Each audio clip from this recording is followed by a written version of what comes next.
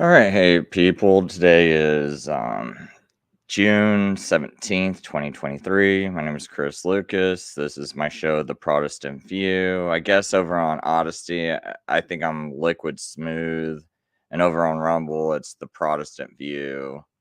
Um, and the reason why it's Liquid Smooth on Odyssey was that's the first channel I ever had. I used to like DJ and like dance at raves, and so I kind of had my little nickname be like Liquid Smooth. I just thought it was something that would be cool to try to live up to. I'm not saying that like I'm like the smoothest or anything. It wasn't really about all that. I don't want to get into it, but anyway, so today's video, I wanted to just talk about real historicism.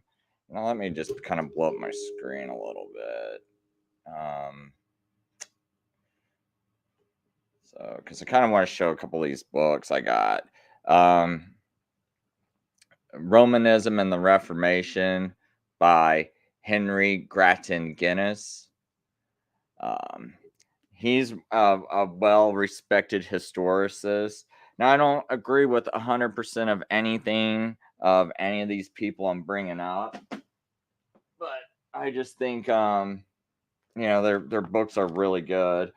Another one is history. This is actually really good too. History Unveiling Prophecy, or Time as an Interpreter by Henry Grattan Guinness. E.B. Elliott would be another author that most historicists respect. Probably another one would be definitely Bishop Newton, which is what most of my video is going to be on today. As I wanted to talk about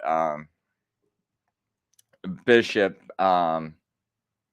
Thomas Newton, but and basically about the image of the beast and who the historicists taught the image of the beast is.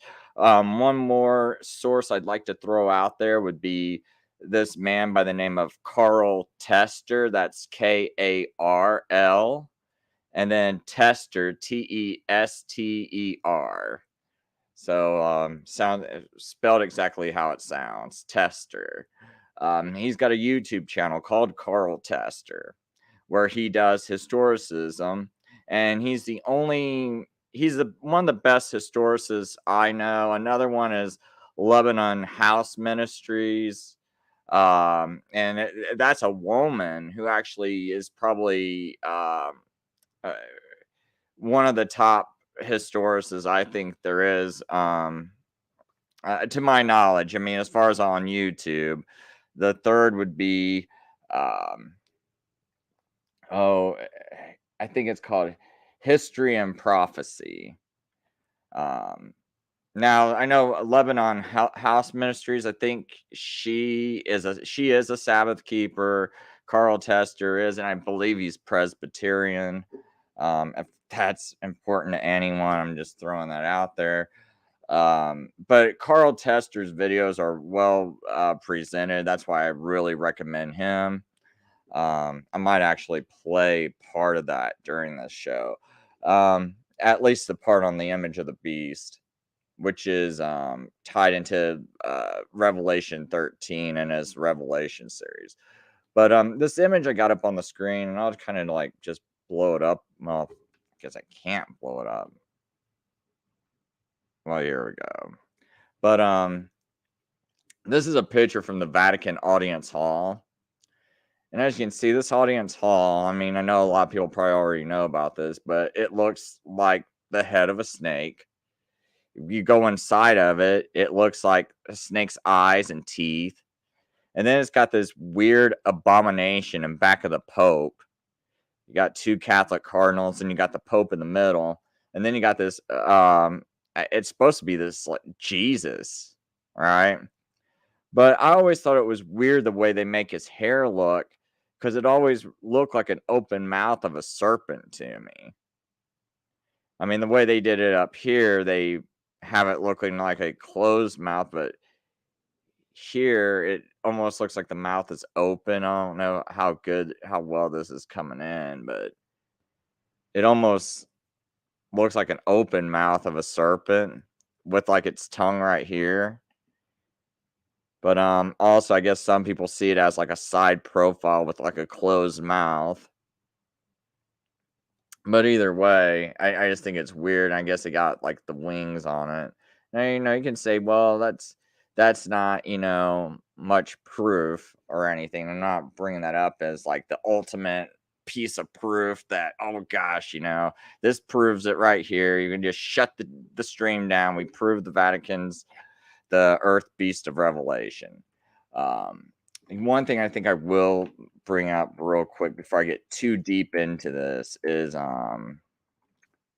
see here, Revelation 13, Geneva Bible. And the reason why I want to bring this up is um, I'm actually pretty upset with the Seventh Day Adventist Church. And part of the reason why I am is they call themselves historicists, but no historicist I know throughout history ever said that the beast in Revelation 13, the second beast, the earth beast that rises up, is anything other than the Vatican. And I just kind of want to show that real quick. Let me get down to the notes here. Because it talks about another beast. So this is the first beast, and okay, so in 11, and I beheld another beast coming out of the earth, which had two horns like the lamb, but he spake like the dragon. Okay, so we got a little footnote here in the Geneva Bible. This is the 1599 Geneva Bible. And this is just what most people thought historicism was. So, and they got a ton of footnotes in this page. So it's talking about, it says, the second member of the vision concerning the ecclesiastical dominion, which in Rome succeeded that which was politic and is in the power of the corporation of the false prophets and of the forgers of the false doctrine. So it's referring to the Catholic Church being the corporation of false prophets and the forgers of false doctrine. So they're saying, no, this isn't some kind of political thing. This is not. This is a spiritual thing as well, right? So it says. So you notice they're not calling America, the United States of America, the second beast. They're calling Rome, the Vatican, the second beast. So they basically believe there was pagan Rome, which they believe is that first beast which comes out of the sea with 10 horns. And then they believe that afterwards, this second beast which comes up out of the earth is the Roman Catholic Church. Anyway, it goes on to say, wherefore the same body or corporation is called of St. John by the name of false prophet. So it's calling the whole church the false prophet. The form of this beast is first described in this verse, then his acts in the verses following, and the whole speech is concluded in the last verse. This beast is by his breed a son of the earth, as they say, obscurely born, and by little and little creeping up out of his abject estate. That is, in show he resembled the lamb, for what is more mild or more humble than to be the servant of servants of God? But indeed he played the part of the dragon and of the wolf.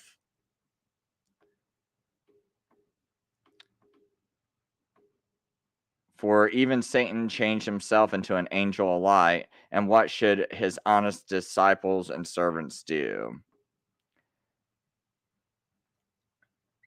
And it says, the history of the acts of this beast containeth in sum three things: hypocrisy, the witness of miracles, and tyranny, of which the first is noted in this verse, the second in the three verses following, and the third in the 16th and 17th verses. His hypocrisy is most full of leasing, whereby he abuses both the former beast and the whole world, in that albeit he hath by his cunning, as it were, by line made of the former beast, a most miserable or a or a not and non Tommy absurd. Oh, I'm sorry, a hard time reading some of these words. Upstart all of his authority unto himself, and most impudently exercises the same in the sight of the and view of him. Yet he carrieth himself so, as he honored him with the most high honor, and did in very truth cause him to be honored of all men. So I just kind of want to go back and just notice something about this Earth beast that's kind of important and why it can't be America.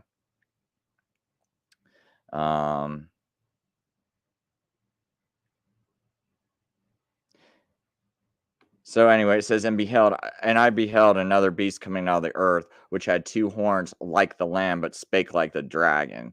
Now it doesn't say, and he eventually started to speak like the dragon, or started to speak like the dragon, which I've heard SDA preachers say. It says, and he spake like a dragon. So as soon as he appeared, which the Catholic Church, the Vatican, as soon as it appeared, yes, it tried to claim it's a lamb, but it was speaking like a dragon from its inception. So this wasn't something that like, oh, we're creating America and it's freedom of religion. Well, freedom of religion as a meaning, to have a conscience that's free to seek what true religion actually is. I mean, America actually had like a lot of good things that started. It's a matter of if the people will stay good.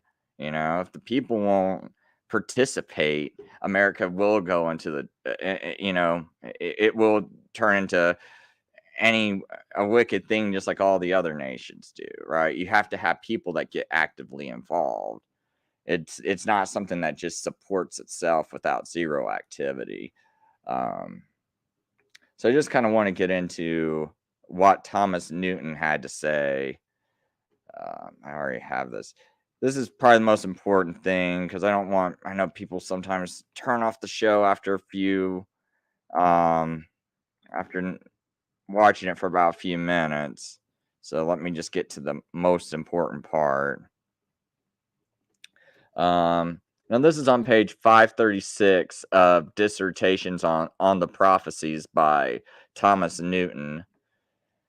And I'm just gonna kind of, should I start a little bit earlier? Let me see here. I think if I start at 536, we should be okay. So just know I'm kind of like coming in the middle of a thought. So it says, what appears most probable is that this image and representative of the beast is the Pope. I think that should be representative. Yeah, representative of the beast is the Pope. He is properly the idol of the church. He represents in himself the whole power of the beast, and he is the head of all authority, temporal as well as spiritual. And that's where I think the two horns come in, temporal and spiritual. Catholic Church seems to act like it's got dominion over all the spiritual kingdom and all of the earthly kingdom. And normally horns represent kingdoms or kings. So that's why I believe that. But anyway, he is nothing more than a private person without the power. Hold on. Sorry. He is nothing more than a private person without power and without authority till the two-horned beast or the corrupted clergy, by choosing him pope, give life unto him and enable him to speak and utter his decrees and to persecute even to death as many that refuse to submit to him and to worship him. As soon as he is chosen pope, he is clothed with the pontifical robes and crowned and placed upon the altar, and the cardinals come and kiss his feet, which ceremony is called adoration. They first elect, then they worship him, as in the medals of Martin V, where the two are represented crowning the Pope. So I guess there was like a medal of Martin V.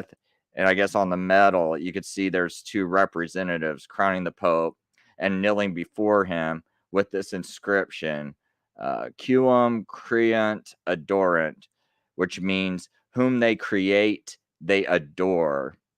He is the principle of unity to the 10 kingdoms of the beast, and he causeth, as far as he is able, all who would not acknowledge his supremacy to be put to death. In short, he is the most perfect likeness and resemblance of the ancient Roman emperors, as is as as a great a tyrant in the Christian world as they were in the heathen world, presides in the same city, usurps the same powers, affects the same titles, and requires the same universal homage and adoration, so that the prophecy descends more and more into particulars from the Roman state or 10 kingdoms in general to the Roman church or the clergy in particular, and still more particularly to the person of the Pope, the head of the state, as well as the head of the church, the King of kings, as well as the Bishop of bishops. And you notice, when people come to meet the Pope, like even our president of the United States, one of the first things they do when they get elected, go fly down to the Vatican and they go bow to the Pope. All of them do. So, so you could, and it's almost like he's the king of kings of earth because all the kings come to meet with him, right? And Bishop of bishops because, that's always what he claimed, that he had this, that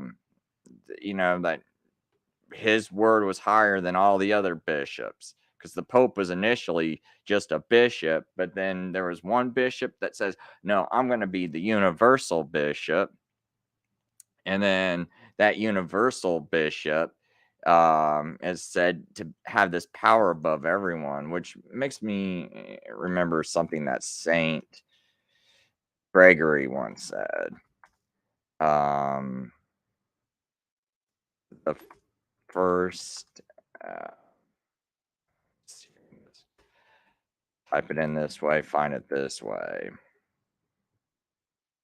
So Saint Gregory, I think he said this in the year, might have been, he was a bishop of Rome from September 590 to his death, which I think was around 605 or 606, maybe 604. Oh, 604. Here it says. But I'm trying to find the exact comment. Oh, right, here we go. So we got this exact comment from him. Anyway, St. Gregory said, whoever calls himself universal bishop or desires this title is, by his pride, the precursor to the Antichrist. So that's Pope St. Gregory, who lived 540 to 604 AD. So most of the historicists also believed that the first Antichrist was, or could be said to be, Pope Boniface III, who was the first one to accept that title, and he accepted that title in 606. So that's why a lot of historicists, when they would do the year for day principle, some of them took the 1,260 days in Revelation, and I don't know if you should do this or not. I'm not. Me personally, right now, the way I look at prophecy is, unless it says you should do a year for a day prophecy, you shouldn't do it. But it is interesting that here's this guy, Bishop Newton, who lived back in the 1700s. Or I think he died like in the late 1700s. I think it was like around 1782, if I'm not mistaken. But anyway, he said that the first this universal bishop got created around 607. And if you count, or 606 to 607 and they say that's around the time Emperor Phocas, Phocas, decreed this office into existence, basically. But when you take it and add 1,260 years to it, like some of these earlier historicists did, come to 1866, 1867, and right then is when the papacy lost control of all of its papal states. So it's kind of interesting that for ever since, about late 1500s, there was like many historicists that speculated. Now they didn't predict. They weren't like William Miller and the Seventh Day Adventist that were like, "Oh, this is definitely going to happen. Sell your house." They were just saying, "Hey, we wonder if this might happen." So it is interesting that this big event did happen, because that's kind of a huge event that the Pope got relegated to just Rome, basically. So I'm not saying it means anything. I'm not saying that's the proper way to interpret it. I'm just saying, they did speculate and something did occur. And that was the date that they speculated from. So, and just letting you know, that's how it happens. I'm not saying, oh, well, that means we got to do this. We got to do this. And it's going to be so right. It's like, so I don't want people to accuse me of that. I'm just saying that's what they did, right? And it's interesting to me. Um, so, but anyway, and one of the things Bishop Newton did say was, well, I think another thing he said, though, that he might have said that the office of the Antichrist might have not have been officially created until this Lateran Council. I believe it's in 1215 AD. So, I mean, their chances are, if you're really supposed to do that 1260, that maybe you don't do the 1260 until around 1280, and maybe the world's going to be around till 2400. And then you had Isaac Newton, who speculated that if you were to do the 1260, and if it is a year today, they didn't say it's definitely year today, like the Adventists want to say. If it is year today, he says you could maybe start it from 800 AD, when the papacy, um, what was it? Oh, the Holy Roman Empire came into existence, right? And it crowned Emperor Charlemagne, which just happened to be on December 25th in 800 AD. And so Isaac Newton said he might speculate that that there might be something that happens in the year 2060, which I kind of think is interesting, just because of all those like Agenda 2030s, Agenda 2020, Agenda 20, what is it, like 2050, Agenda 2060, and all these agendas and all this stuff that you see coming about, and it looks like they're really well on their way to having all these things happen with their technologies and everything. So I'm just gonna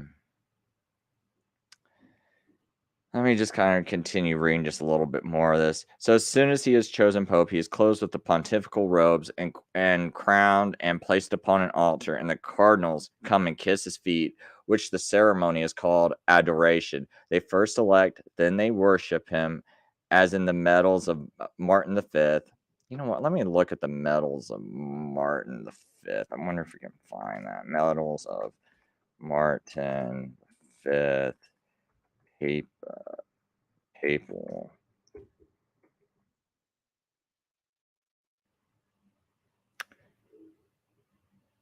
Because I could have swore I did look these up before, and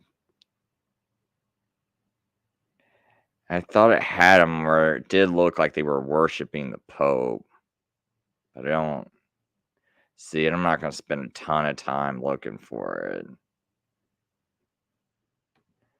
But I thought it was something like this one.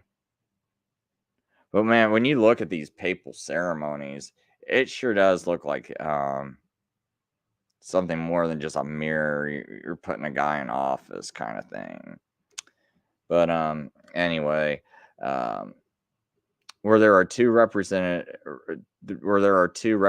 crowning the Pope and two kneeling before him with this inscription, quum creant adorant, whom they create, they adore. He is the principle of unity to the 10 kingdoms of the beast, and causes, as far as he is able, all who will not acknowledge his supremacy to be put to death.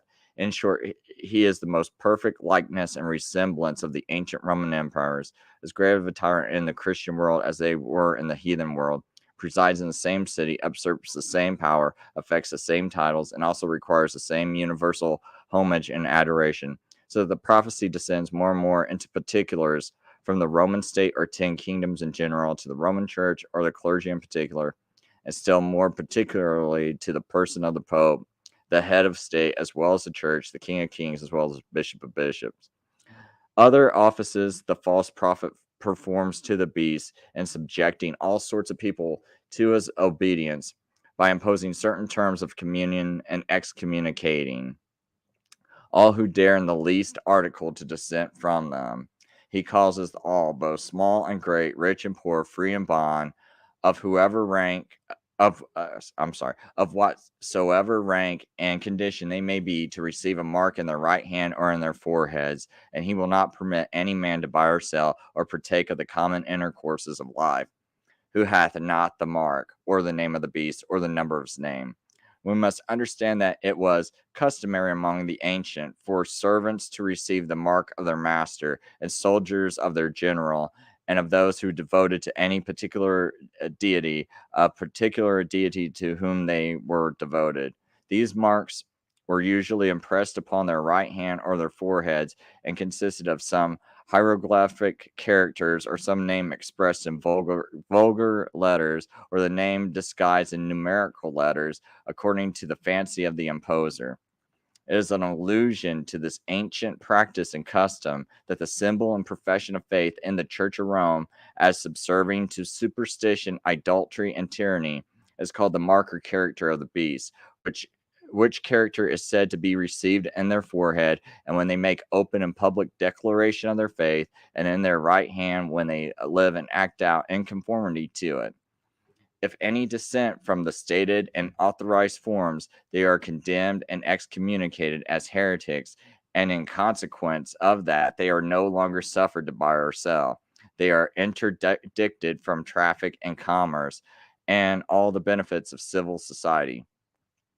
So Roger Hoveden relates of William the Conqueror that he was so dutiful to the Pope that he would not permit anyone in his power to buy or sell anything whom he found disobedient to the apostolic see. So the canon of the Council of Lateran under Pope Alexander III, made against the Waldenses and Albigenses, enjoins upon the pain of anathema that no man presume to entertain or cherish them in his house or land, or exercise traffic with them. The Synod of Tours in France, under the same pope, orders under the like intermination that no man should presume to receive or assist them, no, not so much as to hold any communion with them in selling or buying, that being deprived of comfort of humanity, they may be compelled to repent of the error of their way. Pope Martin V, in his bull set out after the Council of Constance, commands in the like manner that they permit not the heretics to have houses in their districts, or enter into contracts, or carry on commerce, or enjoy the comforts of humanity with Christians. In this respect, as Mede observes, the false prophet spake as the dragon, for the dragon Diocletian published a like edict that no one should sell or minister anything to the Christians unless they had first burnt incense to the gods, as Bede also rehearseth in the hymn of Just a Martyr. They had not the power of buying or selling anything, nor were they allowed the liberty of drawing water itself before they had offered incense to the detestable idols. Popish excommunications are therefore like heathen persecutions, and how large a share the corrupted clergy, and especially the monks of former and the Jesuits of later times, have had in framing and enforcing such cruel interdicts, and in reducing all orders and degrees to so servile of a state of subjection, no man of the least reading can want to be informed. Mention having been made of the number of the beast, or the number of his name, for they are both the same, the prophet proceeds to inform us that that number is, leaving us from the number to collect the name. In verse 18, here is wisdom. Let him that hath understanding count the number of the beast. It is not therefore a vain and ridiculous attempt to search into this mystery, but on the contrary, it is recommended to us upon the authority of the apostle. For it is the number of a man. It is a method of numbering practiced among men, as the measure of a man is such the measure as men commonly make use in measuring. It is a method practiced among the ancients to denote names by numbers, as the name of Thouth, Thouth, or the Egyptian Mercury was signified by the number 1218, the name of Jupiter as H, or the beginning of things, by the number of 717, and the name of the sun as Good, or the author of rain, by the number 608. Saint Barnabas, the companion of Saint Paul, in his epistle, discovers in like manner the name of Jesus crucified in the number 318. And other instances might be produced if there was occasion. It hath been the usual method in all of God's dispensations for the Holy Spirit to accommodate his expressions to the customs, fashions, and manners of several ages. Since then, this art and mystery of the numbers was so much used among the ancients, it is less wonderful that the beast should also have his number, and his number is 666. Here's the only number. Here only the number is specified. So he's got like a chart here showing all the calculations he just did and how he came up to those various numbers for Mercury and the sun and all this other stuff. So anyway, let me continue the sentence. Here only is the number specified, and from the number we must, as well as we can, collect the name. Several names possibly might be cited which contain this number, but it's evident that it must be some Greek or Hebrew name, and with the name also other qualities and properties of the beast must all agree. The name alone will not constitute an agreement. All other particulars must be perfectly applicable, and the name also must comprehend the precise number of 666.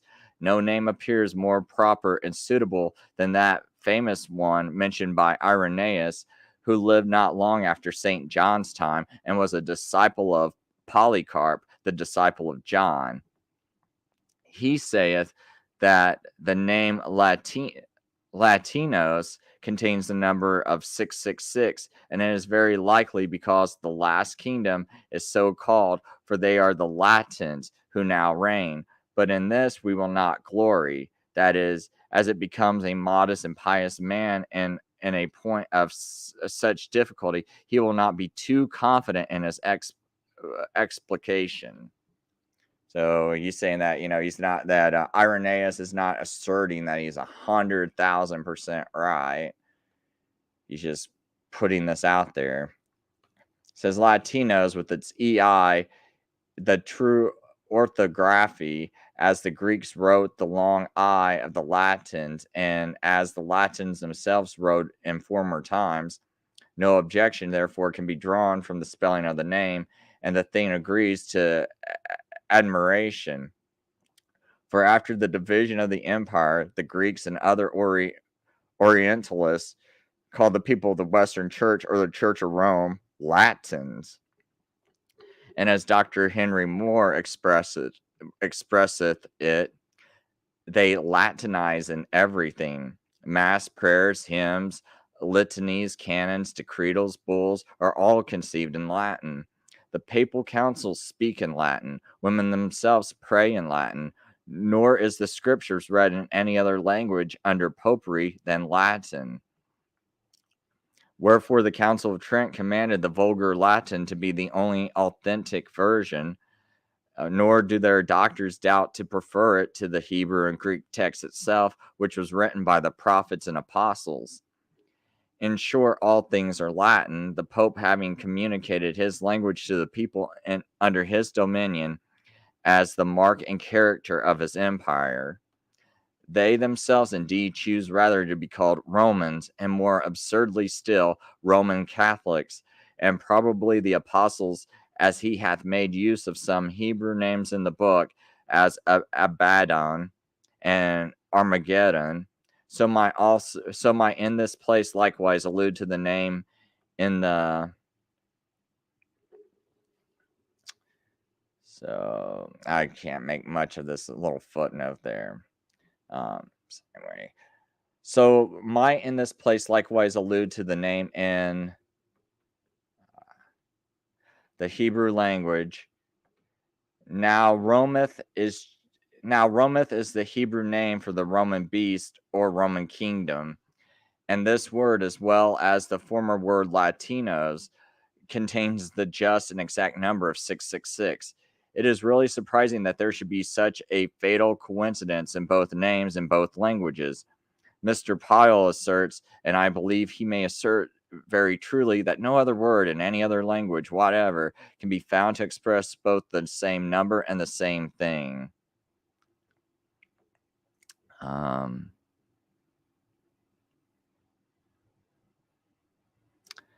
Guess I'll go ahead and read on just a little bit more. Chapter 14, and I looked and behold, I looked and lo, a lamb stood on the Mount Zion, and with him 144,000, having his Father's name written in their foreheads. And I heard a voice from heaven, as the voice of many waters, and as the voice of a great thunder. And I heard the voice of harpers harping with their harps. And they sung, as it were, a new song before the throne, before the four beasts and the elders. And no man could learn that song but the 144,000 which were redeemed from the earth. And these are they which were not defiled with women, for they are virgins. These are they that which follow the Lamb whithersoever he goeth. These were redeemed from among men, being the firstfruits unto God and unto the Lamb. And in their mouth was found no guile, for they were without fault before the throne of God. So it says, after this melancholy account of the rise and reign of the beast, the spirit of prophecy delineates by way of opposition the state of the true church during the same time period. It struggles in contrast with the beast and the judgment of God upon its enemies. Our Savior is seen as the true Lamb of God, not only with horns like a lamb standing on the Mount Zion, the place of God's true worship, and with him 144,000 of the same elect number that was mentioned before. Okay, so right here, I guess they were showing how in the Hebrew, how the Rometh agrees with the 666. But anyway, the genuine offspring of the 12 apostles apostolically multiplied, and therefore the number of the churches as 666 is the number of the beast. And as the followers of the beast have the name of the beast, so these have the name of God. And as some copies of Christ written in their forehead, being his professed servants, and the same as the witnesses, only represented under different figures. The angels in heavenly choir, which the loud voices and instruments of music sing the same new song or Christian song that they sung before, and no man could learn that song but the 144,000. They alone are the worshipers of the one true God through the one true mediator, Jesus Christ, and all the rest of mankind offers up their devotions and objects and all the rest of mankind offer up their devotions to other objects and through other mediators. These are they which were not defiled with women, for they are virgins. They are pure from all the stains and pollutions of spiritual whoredom or idolatry, with which the other parts of the world are miserably debauched and corrupted. These are they which follow the Lamb whithersoever he goeth, and they adhere constantly to the religion of Christ in all the conditions and all the places, whether in adversity or prosperity, whether in conventicles or deserts, or in churches or cities. These were redeemed from among men, rescued from the corruptions of the world, and are consecrated as the first fruits unto God and to the Lamb, and an earnest and assurance of a more plentiful harvest in succeeding times. And in their mouth was found no guile, that they handle not the word of God deceitfully, that they preach the sincere doctrine of Christ, that they are as free from hypocrisy as from adultery, for they are without fault before the throne of God. They resemble the blessed Redeemer, who did not sin, neither was guile found in his mouth, and are, as the apostles require Christians to be, blameless and harmless, the sons of God, without rebuke in the midst of a crooked and perverse nation.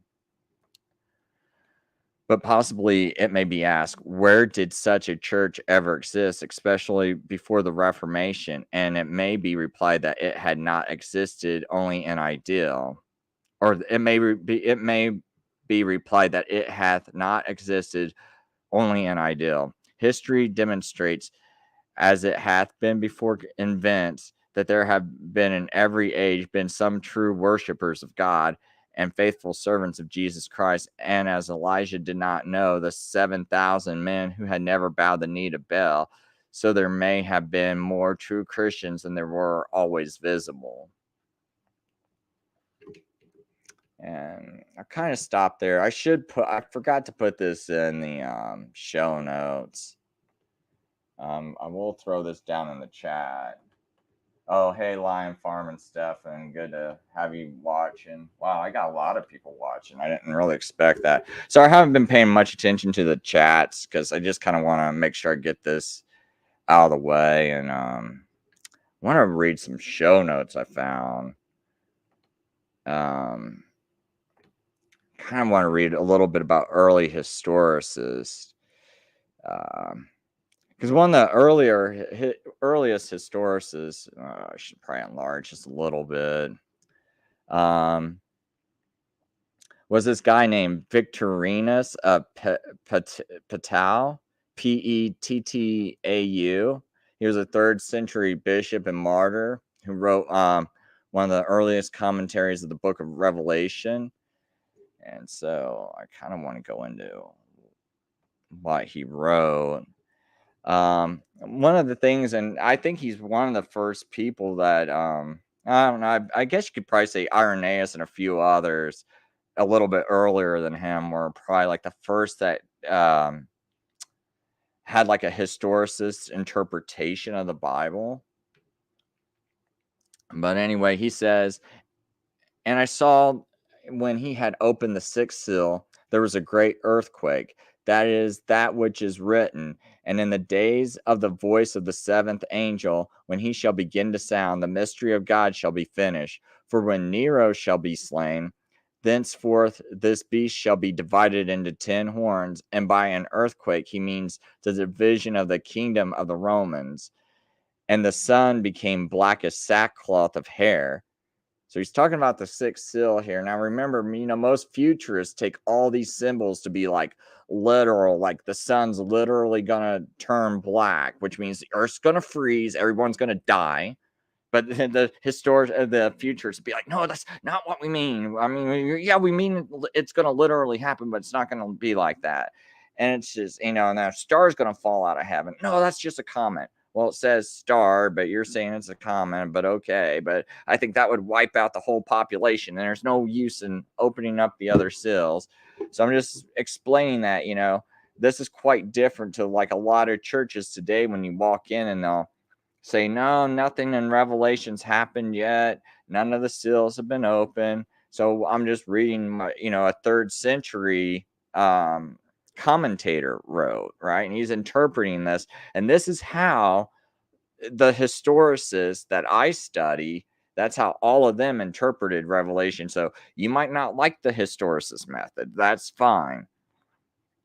the main point of my video is to just share with you how early Christians looked at this, how the first people who today what we call the historicist method of interpretation, how they interpreted it. So, this isn't something that the historicist method is not some new method that just came out, some wacky new idea. This is something that has been around since at least around 160 AD, if not sooner. Um, so, anyway. He writes, and I saw when he had opened the sixth seal, there was this great earthquake. So, like I said, futurists will say that's a literal earthquake, but is it really? Where and think about this, every land is moved out of its place and every island is moved out of its place. If an earthquake was so great to do that on the whole world, I wonder how many people would still be alive. So it's like the sun's turning black and there's this big earthquake that's shaking every mountain. It also says every mountain is shook out of its place. I mean, just think about that. Would everyone on Earth be alive, or would that?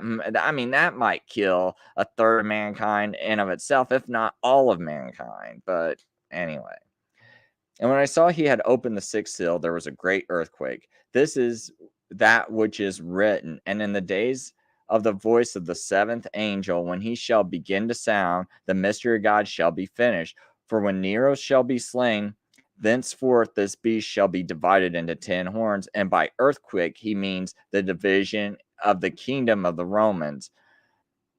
And the sun became as black as sackcloth of hair. The sun becomes as sackcloth, that is, the brightness of doctrine will be obscured by unbelievers. And then he says the entire moon became as blood. That is, the whole church will become bloody by the attacks of the wicked. And then he says, and the stars fell to earth. That is, the faithful who are learned and renowned shall be cast down by men who have become carnal and earthly. And as a fig tree casteth untimely figs when she is shaken by a mighty wind, that is, when a persecution like a great tempest shall overtake them, they who are weak in faith shall be shaken out as unripe fruit. And then he says, and heaven withdrew as a scroll that is rolled up, that is, the church shall be taken away from such wicked men, and every mountain and island were moved from their places. That is, every nation and every man shall be moved from their places at the time when the Antichrist shall begin to rage against God. So I'm just saying, this is an interpretation. It's like, this is how Victorinus, Victorinus, interpreted the sixth seal. So he did not take this as literal language, meaning these are literal things that are going to happen, but he took them as figurative. So I thought that was something interesting I found as I'm like doing research. So, this video is not going to. Oh man, my screen just froze up. So sorry. I'm trying to load up something else here. So I wrote some notes on Thomas Newton. Let's see if I can.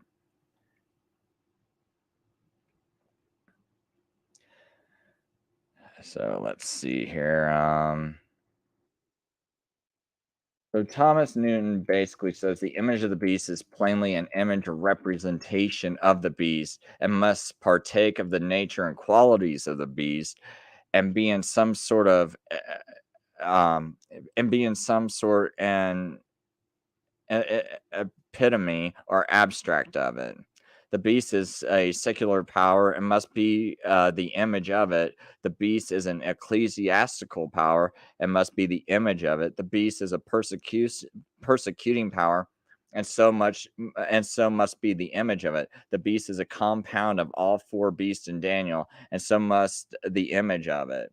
And as the beast is both a temporal and spiritual power, so must the image of it be. He argues that this image is created by the false prophet, who is another name for the second beast that rises out of the earth, which to my understanding, he says is the Catholic Church or the Vatican is the false prophet, right? Because I think prophet has multiple meanings. I wish I could have had more time to go into detail about some of this stuff in my notes, but anyway, um, he identifies his second beast as the clergy of the Roman Catholic Church, who have deceived the people with their miracles and doctrines and have enforced obedience to the first beast, which is the Roman Empire in various forms. He writes, the false prophet is another name for the second beast, and the second beast, being a false prophet, shews that he is not a secular but an ecclesiastical power, not a temporal prince or a potentate, but a body or society of men professing themselves to be teachers sent from God. And whom can this be but the clergy of Rome? And so that's on page 367. He claims that this image is created by the decree of the Lateran Council in 1215, which gave the Pope supreme authority over all Christian princes and kingdoms and required them to swear allegiance to him and to persecute the heretics. He writes, this was erecting an image indeed to the first beast, which this was setting up an idol that should be adored by all that dwell upon the earth. This was giving life unto the image of the beast, that it should both speak and cause many that would not worship it to be killed. He also cites other historical events he believes that confirms this interpretation, such as the Crusades, the Inquisition, the Reformation, and the French Revolution, and etc., etc. Um, So the image of the beast is plainly some other power distinct from and subordinate to the beast, which was to be formed by the art and contrivance of men, and to be animated and inspired by the spirit of the beast. And what can this be but the papal power, which was erected by the authority of the Roman Empire in the western parts of Europe, and which was actuated by a spirit of idolatry, tyranny, persecution, resembling that of pagan Rome. He explains that this image was created by various historical events, such as the donation of Pepin to the Pope, the coronation of Charlemagne by the Pope, and the decretals of Isidore that gave the Pope supreme authority over the Church. He writes, the image of the beast was not formed all at once, but by degrees, and several steps were made towards it before it was completed. The first step was when Pepin, king of France, in consideration of Pope Zachary's declaring him the king instead of Childeric, granted to Pope Stephen II and his successors forever Ravenna and several other cities and territories in Italy, which had belonged to the Greek emperors, and this donation was confirmed by his son Charles the Great, or Charlemagne. The second step was when Pope Leo III, in gratitude to Charlemagne for quelling a sedition against him at Rome, crowned him Emperor of the West on Christmas Day in the year 800, and thereby revived the Western Empire, which had been extinct ever since Augustulus resigned it to the Odoacer king, Odoacer, king of the Heruli, and 476. The third step was when one who called himself Isidore Mercator or Peccator, Peccator,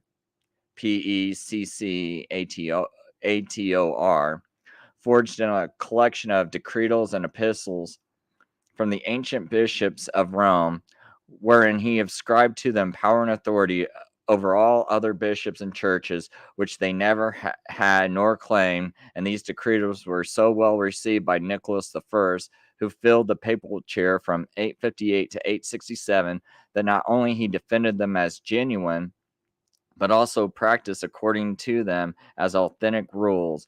And thus, little by little, arose that prodigious fabric of papal power and grandeur upon the ruins of civil and ecclesiastical rights, both of princes and people. He also identifies who creates this image as the second beast or false prophet. that represents the clergy or the church that worships and obeys the first beast. Um, some of these notes are somewhat repeated, so sorry about that. I haven't had a chance to properly condense them. Um, so I may accidentally, because this was after several different times of studying um, various parts of this book, which I still haven't even came close to finishing yet. I was just kind of reading through the parts of the image of the beast, but so that's why some of this that I'm reading, it's a little, there might be some things that repeat. So sorry about that, because I don't remember what I wrote one day compared to the next, basically. So anyway, the second beast is said to have two horns like a lamb, which denote his ecclesiastical character and profession. For Christ is often represented under this emblem in Scripture, and his followers are called sheep or lambs. But he spake as a dragon, which denotes his civil power and authority, for kings are often represented under this emblem in Scripture, particularly those kings who composed the fourth or Roman monarchy.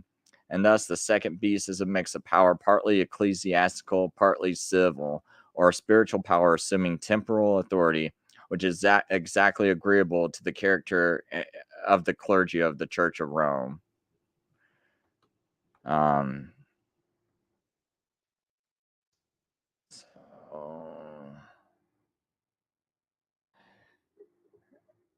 Anyway, the image of the beast is not a statue or a picture, but a lively representation of the beast himself, as the nature or statue of Nebuchadnezzar was intended to represent his person and dignity. As Nebuchadnezzar commanded all people, nations, and languages to fall down and worship his golden image, so the second beast causes the earth and them that dwell therein to worship the first beast, whose deadly wound was healed. Um, the image of the first beast is said to have power given him to speak, and cause that as many as would not worship the image of the beast should be killed. And he had power to give life unto the image of the beast. The image of the beast should both speak and cause that as many would not worship the image of the beast should be killed. This is a further description of the image of the beast, and a proof that it is not a mere statue or picture, but a living power. For statues and pictures cannot speak or nor kill, and this power is said to be given to him, which implies that it is not his own originally, but derived from another. And from whom can it be derived but from the beast himself, whose image he is? So that's another thing I kind of just want to say, because I don't know if I mentioned it earlier, but a lot of people growing up like me, I remember being a kid and I'm watching these, and I'm having these adults watch these movies around me like Left Behind and The Omen, and so you're thinking that, you're watching this as a kid and these adults are all watching it, and we're probably all being spellbound into this belief that the Antichrist is some special person that's born, and when this little kid walks by some dogs, suddenly all these dogs just go nuts and rip someone apart, and you're like, whoa, why did that happen? Kid walks by a staircase, you see this woman throw herself over it, and it's like, oh, it's just like just walking into some place, he's just got all these powers and stuff, and it's like, my view and most of the historicists looked at this Pope, this man of sin, uh, as not like something special. This image of the beast, he's not like the Antichrist. Well, they would also call this the image of the beast. They would also call it the Antichrist, because that was one of the Pope's titles we gave it. We didn't think he was some man that could shoot lasers out of his eyes and some special being. No, he was given this. The only reason why he's special is because he's allowed to be picked out of all these other men, and he's put into this position, and then he just speaks on the behalf of the beast, and he's just kind of like its front man, its representative, and he's got to do exactly what the beast wants, right? Or he would not be elected in the first place. And I always speculate that when these popes don't do what the beast wants them to do, they get killed off. Um, and so I believe they have to, you know, I mean, yes, while they're not like the guy that's sitting there, the master planner, and the guy that's the real power. He's mainly just the image of the real power, and he speaks on behalf of the real power, but he's not the real power in charge. And so when we say Antichrist, we're not saying like, oh my gosh, this guy's so possessed by Satan, which he might be. I don't know. You know, I don't know none of these popes personally. I don't know how they can even be pope. I think that's sick. Why can't you change the church around if you are a decent human being? So maybe they do have like a real tight connection with the spirit. I don't know. But I'm not going to make the claim that, oh, they're unsavable, because some people are like, oh, I don't want to say, I'm panicking. I don't want to say like the Pope is a bad person that can't be saved. Okay, I'm not saying that. He might be savable. But I'm saying that, you know, and yes, I call him Antichrist because he's the image of this beast, which is Antichrist. You know, he's just the front man. But I'm not saying that he's anything special. I know there's little people that freak out, you know, if you call the Pope Antichrist, because they think, oh, I want to believe salvation's possible for everyone. Hey, so do I. And I'm not saying it's not, you know, so I just want to be real clear about that. And I don't think any historicist is saying they're unsavable. And we do say they kind of represent Judas. So, anyway, I can't kind of remember where I'm at, so I'll just start in the middle. And this power is said to be given him, which implies that it's not his own originally, but derived from another. And from whom can it be derived but from the beast himself, whose image he is? And he exercised all the power of the first beasts before him, that is, in his presence or by consent and authority. For before him is often used in the sense in Scripture, as when it is said, Thou art a God that hidest thyself, O God of Israel, the Savior. They shall be ashamed and also confounded, all of them, and they shall go into confusion together that are makers of idols. But Israel shall be saved in the Lord with an everlasting salvation. Yea, shall not be ashamed nor confounded world without end. Oh, no, man, this kind of doesn't make sense. Sorry. I might copy that wrong. For thus saith the Lord that created the heavens, God himself that formed the earth and made it. He has established it. He has created it not in vain, for he formed it to be inhabited. I am the Lord, and there is none else. I have not spoken in secret in a dark place on earth. I said not unto the seed of Jacob, seek ye me in vain.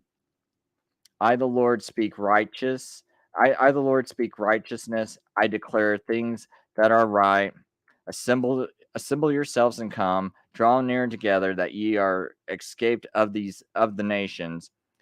They have no knowledge that set up the wood of their graven image, and pray unto the God that cannot save. Tell ye and bring them near. Yea, let them take counsel together. Who hath declared from ancient time? Who hath told it from that time? Have not I the Lord? And there is no God else beside me, a just God and Savior. There is none beside me. Look unto me, and be ye saved, all the ends of the earth, for I am God, and there is none else. I have sworn by myself, the word is gone out of my mouth in righteousness, and shall not return, that unto me every knee shall bow, every tongue shall swear. Surely shall one say, in the Lord I have righteousness and strength. Even to him shall men come, and all that are incensed against him shall be ashamed. In the Lord shall all the seed of Israel be justified, and shall the glory. Um, there is one thing I thought was interesting about that.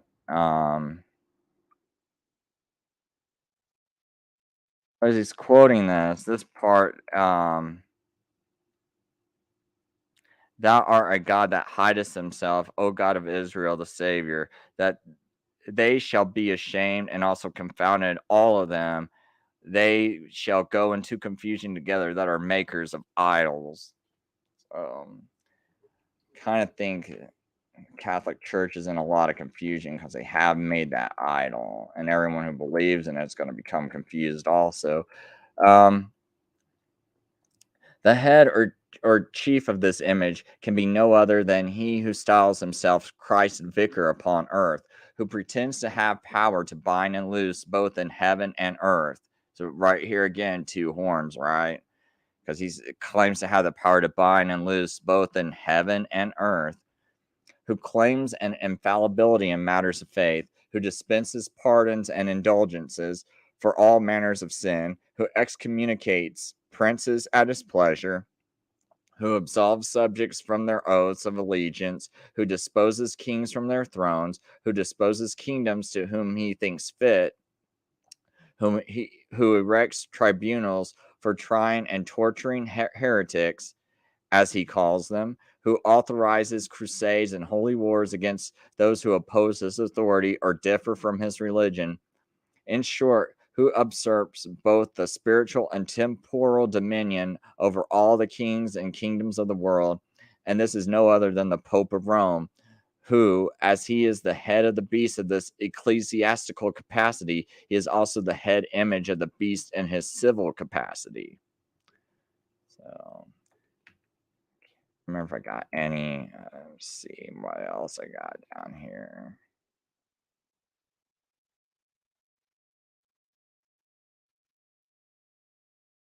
I don't think I'm going to go into the number of the beast too much.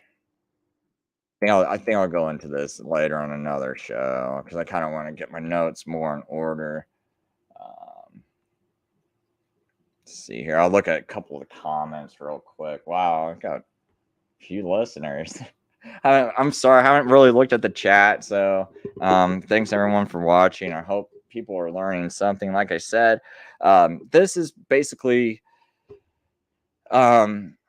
just something I think I might just dive more into in the coming weeks, sort of the way I dived into Daniel, and just try to see, what the truth is. Does this view actually match up to scripture? To me, it looks like it matches up to reality, but I kind of want to reanalyze it and see if it matches up to scripture as well. But all these things, I think like, I don't know. I when I looked at what happened in 2020, I was actually the reason why I was bracing for 2020, and the reason why I was the reason why I was the first person to protest what was happening in 2020, even before they even announced lockdowns and anything else, was because based on my view of the Pope being the image of the beast, which I've held before I even found all this material. I was like reading a Geneva Bible one time and was ready to debate someone. I actually was under the belief that, it makes sense for America to be the beast of the earth. Someone had kind of twisted me, but you got to remember, I'm coming from futurism and being taught all this futurism. And so this view looked like it made more sense to me. But I decided to, when I'm doing this live debate, that I never read from a Geneva Bible. And so I go and read from a Geneva Bible for the first time in my life. And I'm like reading it, and for some reason, I that that whole way I was viewing scripture did not look that way to me anymore. Suddenly, I was like, wait a minute, it's not making sense to me what I originally thought. And then I start reading the footnotes. I'm like, that makes even more sense. I'm like, these guys look like they knew what they were talking about. Wait a minute, these guys were the guys that started the Reformation, and certainly they didn't come up with all these ideals because they're under severe persecution. So it's not like while you're trying to translate the Bible and write all these notes that you're going to be able to also quickly think of all this theology. So they must have got this from someone previously, right? And so I start researching, like, what could they have used for sources previously? And that's how I find out that this historicist view, it did not just start with the Protestant reformers. This has been going on, and they mainly just kind of copied some of the things that other people have already written about or thought or speculated and put it into this for study notes. And so, and then it's like, as I was reading it, and now they didn't mention that the Pope was the image of the beast, but just me reading through this, I was like, I think the Pope's the image of the beast, and even made that statement during that debate, which I never thought of. And then it's like, about 7 years later, here I am. Well, I knew about Thomas Newton's book, so this isn't 7 years later from that incident. This is more like, I don't know, 10 years later, at least, from that incident. But here I am, about 7 years later after that, I'm reading through like Thomas Newton, and I'm like, oh, here's someone that thinks the image of the beast is the Pope. And I'm like, this makes sense. And now today I'm, kind of like doing a video discussing it. But anyway, let me just kind of read a few of the comments. Chris, I may be jumping the gun here, but how do you see the 1260 prophecy? What happened during that time, and when did it start and end? Like Bishop Newton, I think it could have started around 606. There's this book called The Antichrist on Trial. All right, something like The Antichrist on Trial. Should be maybe under. Shoot. I guess I gotta do Google Books. Let me see here. Antichrist on Trial. Oh, the trial of Antichrist, otherwise the man of sin.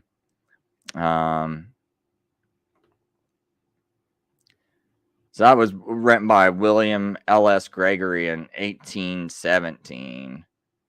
I go ahead and drop the link in the chat. But I mean, even this guy, like many of the Protestants, they speculated that it started in 606.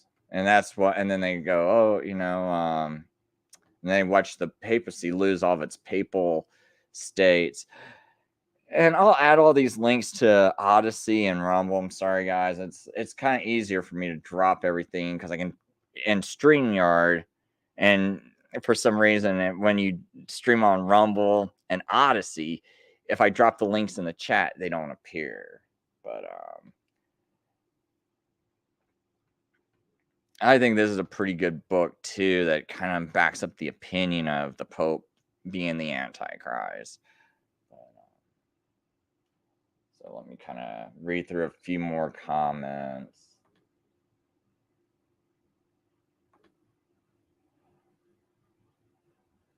Lion Farm does some interesting videos too. I think he holds a historicist position. I'm still trying to learn everything he talks about, but he's got a channel called Lion Farm, and I think people might like some of his fresh perspectives. I know he did like a Daniel 8, and he had some pretty good information about it. And hey, William R. Oh, thanks, Sola Scriptura. He's been a guest on, and he's got his own channel too. So William R. says, just the thought, if you have not already you might want to look into the papyrus fragments called P115. It has some different understandings pertaining to the mark of the beast being 616. I'll give it consideration, but I think I did study that 616 and 666, but it's been a while, and I can't tell you why exactly. I know it's 666, but yeah, I'll look into that because I don't think I've ever analyzed those the P115 papyrus fragments. And William R. says, Isaiah 14:16, those who see you will look hard at you and think about you and say, is this the man who made the earth shake with fear and who shook nations? I think part of the reason they're going to say that, and I wonder if this is pointing to the Pope. I mean, it might not be, but I mean, or the Antichrist, is that people are going to be like, wow, you guys were so scared of this, and look at this man. This is the man who shook you with fear and shook nations. And Jamie Russell says the church is the temple and the Pope is the Antichrist. It isn't that hard. He seeks to change times and laws. He puts himself in the place of God, like some who left Mother, but to say they are so. I guess he's kind of attacking. No, Jamie Russell again. He's an SDA, and this is part of my issue with the SDAs. Is he's saying that the historicists really taught is that the 2,300 days are years. Nope, they did not. I think it was Hippolytus. He was a very early writer, and Saint Jerome. Neither one taught that those were days. They actually taught that they were sacrifices, but I think Jerome might have thought it was sacrifices done over 2,300 days of sacrifices. But I think Hippolytus, I'm pretty sure it was Hippolytus. It was one of these guys that start with an H. I think it was Hippolytus. He said it's 1,150 days, and it's evening and morning sacrifices. And almost all the historicists, in fact, I can show you, you keep saying it's historicists, but there's not one source you or any Adventist ever showed me that, they thought it was 100%. No, they all said it's fulfilled in Antiochus Epiphanes. I mean, right here's a 1599 Geneva Bible. What do they say? I mean, now granted, they are saying that this happened over 2,300 years, but they're wrong about this. You got to remember, these people did not know much. They did not have access to internet. They were writing all this commentary also while they're under severe persecution in Geneva, Switzerland. But even they are saying that that this was Antiochus who profaned the temple. All this was Antiochus. In fact, when you go read Daniel 11, Daniel 11 is actually about more detail. Oh, before I go into that, the historicists also believe that I'll just read this real quick. In Daniel 9:27, Christ accomplished this, what is this in the Daniel 9:27? And he shall confirm a covenant with many for 1 week.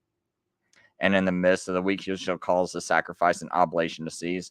All the historicists believed Jesus calls the sacrifice and oblation to cease because he made it obsolete by his sacrifice on the cross. That's what all the historicists taught. And that's the only thing Seventh Day Adventists have in common with historicists. So you cannot call yourself historicists and then just say we're wrong about everything else and disagree with us about everything else. And then you also interpret the book of Revelation in a futurist fashion, because you're saying that all those things are not symbolic, like the way I read from Victor Rhinus. Right, he was one of the first historicists. He interpreted the sixth seal symbolically, and he even said it had to do with the I believe like Rome being overturned from pagan Rome into like papal Rome, or like the kind of so-called almost Christianization of Rome. But it's kind of like not a real Christianization of it. But anyway, so when you read Daniel 11, this goes into greater detail of what's going on in Daniel 8. And you read all these footnotes, and they got a few pages of footnotes down here. And it's telling you it's Antiochus. Antiochus all the way until, it looks like, let's see here. Still talking about Antiochus all the way at least until verse 1135. So from 1135 all the way down to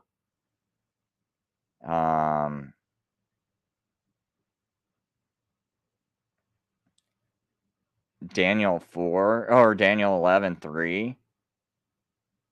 I mean, it's Daniel 11:3.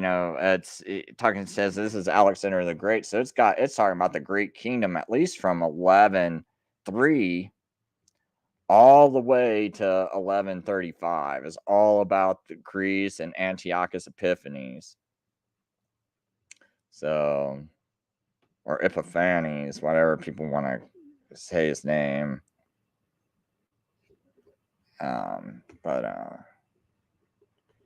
So I'll just kind of leave it at that. I'm not going to get in a deep discussion. I've gotten this discussion a lot.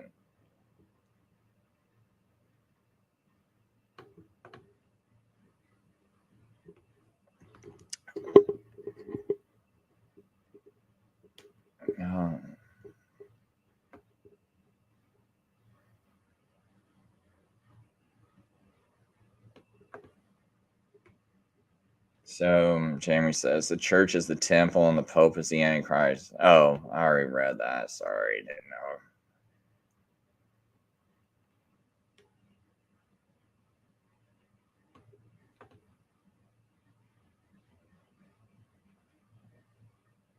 know. My view is actually like hundreds of Protestants and historicists, and I've like I said, Jamie, there's Andrew Willett, because I did title this video also discussing the historicist view, right? So we're gonna go look up Andrew Willett.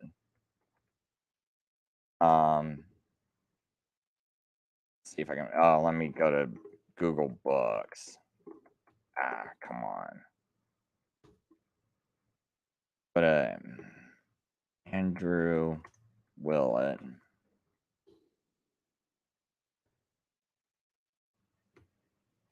And this guy, well, he did write a book, and I think he's got a 1590 version of this, but I'll just go ahead. This is probably like, it's kind of a little hard to read because it's written with that, like you can see right here, it looks like an F, but it's actually an S. So many hundreds of popish heresies and errors. But he's talking about all the errors of the Pope and the Jesuits and things that they do, right? But I want to go into let's see if it might not even be able to find this. I think this might be the page. But you can see right here in his footnotes, he's talking about the book of Maccabees. He's talking about Daniel 8. And these arguments, see, he's got right here, we got argument, right? Argument 6. And then we got answer, his answer, right? So this is going to be the answer by Andrew Willett. But gosh, who's he arguing against? Who does this say right here? Balor. Balor who? Bellarmine, right? This is Bellarmine. Who is he? One of the Jesuits who created futurism, right? And guess what he's arguing? He's arguing against Daniel 8 being fulfilled by Antiochus Epiphanes. So, Jamie, see, the Seventh Day Adventists are actually siding more with the Jesuits because they have that futurist interpretation. They interpret Revelation a lot like the futurists do, by throwing things in the future, having it be literal. Whereas the historicists were saying that a lot of this is already events that happened, right? And it's unlike the preterists who said everything happened in 70 AD. Like there's, as you can see when I read earlier that Victorinus, he said that, only the sixth seal had happened around the 3rd or 4th century, right? That's all he was saying, He wasn't saying that all the rest of Revelation had done happen. He was just saying up to the sixth seal, interpreting it with signs and symbols, using the rest of the Bible to interpret the language in Revelation. So, and right here we see Jesuit Bellarmine, who created futurism, and we see Andrew Willett, one of the Protestants, arguing that this was Antiochus Epiphanes, because you can see that word right here, Antiochus Epiphanes, fulfilled. See, first, these prophecies were historically fulfilled in Antiochus Epiphanes, right? So he's like even talking about this, and I guess they link the 1290 days to that, but I don't know about all that. But as far as but what I'm saying is they definitely link the Daniel 8 to Antiochus Epiphanes. As you can see, the Jesuits are not doing that. And they're actually saying that it's going to be the stoppage of the Mass or something like that. Because I think here's this other argument by Bellarmine in Jeremiah 33:18. Neither shall the priests and the Levites want a man before me to offer burnt offerings and meat offerings and to do sacrifice continually. These are the priests of the New Testament, which do truly offer sacrifice in Mass, for it cannot be understood of the ministers of the gospel, because these are called priests and are said to offer burnt offerings, neither of Christ, for the prophet speaketh of many Levites and priests. And so again, this is Bellarmine. It just are, throwing up all these arguments that Jesuit Bellarmine throwing up all these arguments that no, Daniel's not fulfilled yet. Daniel 8's not fulfilled. So we can clearly see, Jamie, that I'm on the side of, the Protestants and the historicists, and that your church is not, and I'm not going to go into Seventh Day Adventism too much, but I want you to kind of think about something, right? You have a 17-year-old girl that was hit in the head with a rock, and she was going to church on Sunday. Now, you're going to claim Sunday's really important to God, which you're going to claim Sabbath's really important to God, which I believe, all the commandments are important to God. So I'm cool with that. The problem is that Ellen White kept Sunday while she's telling the Seventh Day Adventist that they're going to hell for rejecting her interpretation of Daniel 8 and the whole 1844 message and all that stuff, right? So obviously, like to her, this message is higher of value to God than even keeping His commandments, which I don't see anything in Scripture about that. It seems like keeping His commandments, doing good is the highest thing God holds, not this 1844 message. So, and then on top of it, it's based on this guy named E.S. Kalman, who kept a Samaritan reckoning of time, a sunrise to sunrise, and all Ellen White had to do, instead of like, oh, I need a vision to know how to keep Sabbath, was read Genesis 1 and 2. Oh, it was the days go evening to evening. So why would you believe this E.S. Kalman and his reckoning of time when that's a Samaritan reckoning of time, not a Jewish reckoning of time? Because Samaritans, as far as I understand, do keep a sunrise to sunrise calendar, but the Jews, they keep evening to evening. And it also shouldn't have took you 10 years to figure out the Sabbath when the Seventh Day Baptists are trying to tell you, no, Sabbath is evening to evening. And Ellen White's right, that's not what I see in my vision. And my vision's correct. And maybe that means you got a demon, right? Because, I think God would have just said, read the Bible. Or if you had the Holy Spirit while you're reading the Bible, you could read the first 2 chapters of Genesis and go, hey, a day is going evening to evening. Therefore, if I'm going to keep the Sabbath, I should probably keep the Sabbath evening to evening. How hard is that? But yet you guys think you're such experts on prophecy, right? That's ridiculous. You guys think you can understand Hebrew language better than us? Because I heard that Seventh Day Adventist pastor Alaric, who was on Sola Scriptura's 21 show, right? And he goes, "You guys just don't understand Hebrew." What?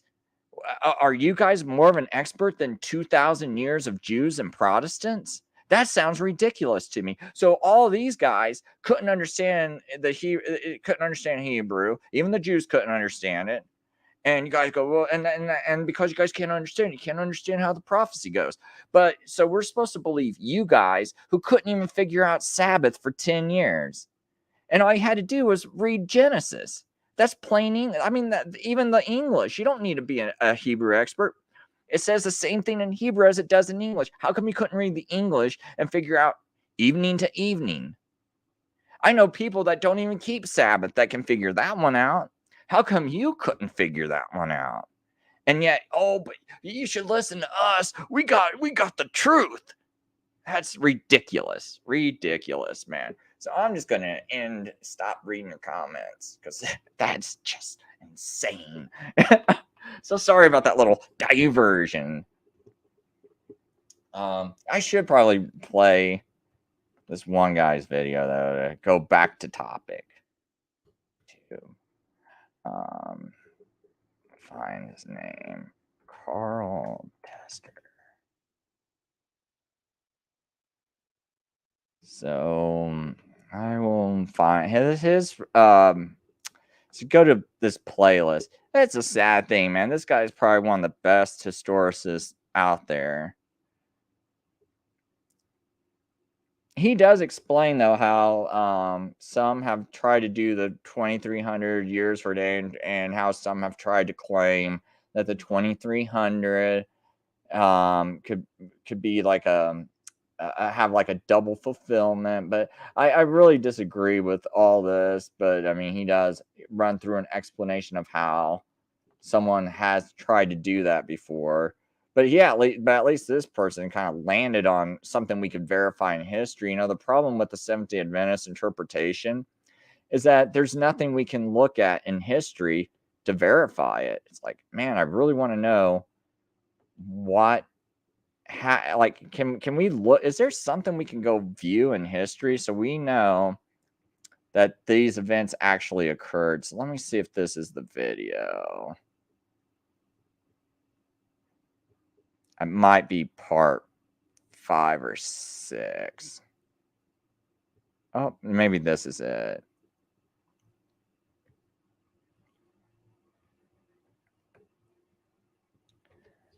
Can't remember. It's because he talks about the image of the beast in one of these videos.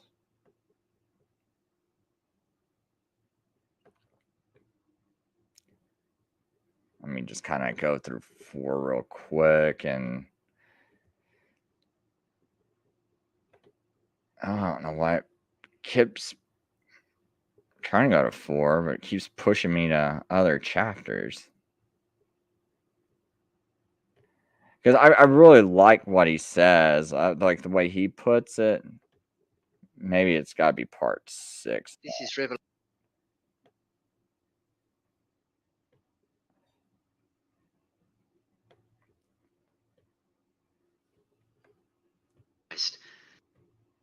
In those days, idols, Yeah, I think it is part 3.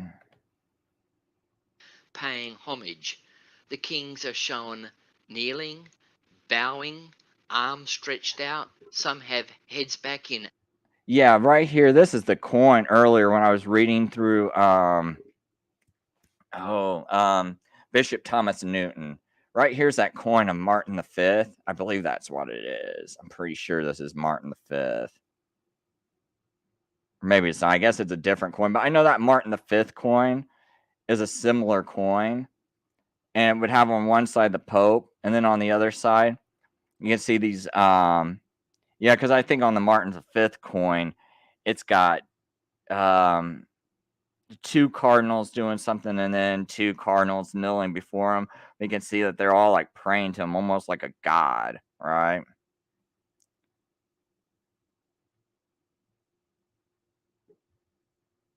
So Okay, so that's on the medal of Pope Pius the Ninth. So here, I'll just start it from here. The Most High, we've been looking at that. He shall wear out the saints of the Most High. We have previously considered the tremendous persecution that happened under papal dominion. And then it says, and he shall think to change times and laws. And this is exactly what we have been looking at as well. Here we have three papal coins. At the top is a Vatican coin showing the Pope as the successor of St. Peter and possessor of the keys. And in this, the Pope is declared to have all power to shut and open the doors of heaven to whosoever he chooses. And no, I am not overstating the meaning of this. Next, we have an Austrian coin from 1934 stating in the Latin Magna Mater, and this is showing Mary as the Great Mother, glorified with halo around her head and adorned in robes of majesty. At the bottom is another Vatican coin showing Mary enthroned as the Queen of Peace. In both the coins shown in the middle and at the bottom, you will note the customary large Mary and little impotent baby Jesus, as clearly the emphasis is on Mary as the Great One, the Queen of Heaven.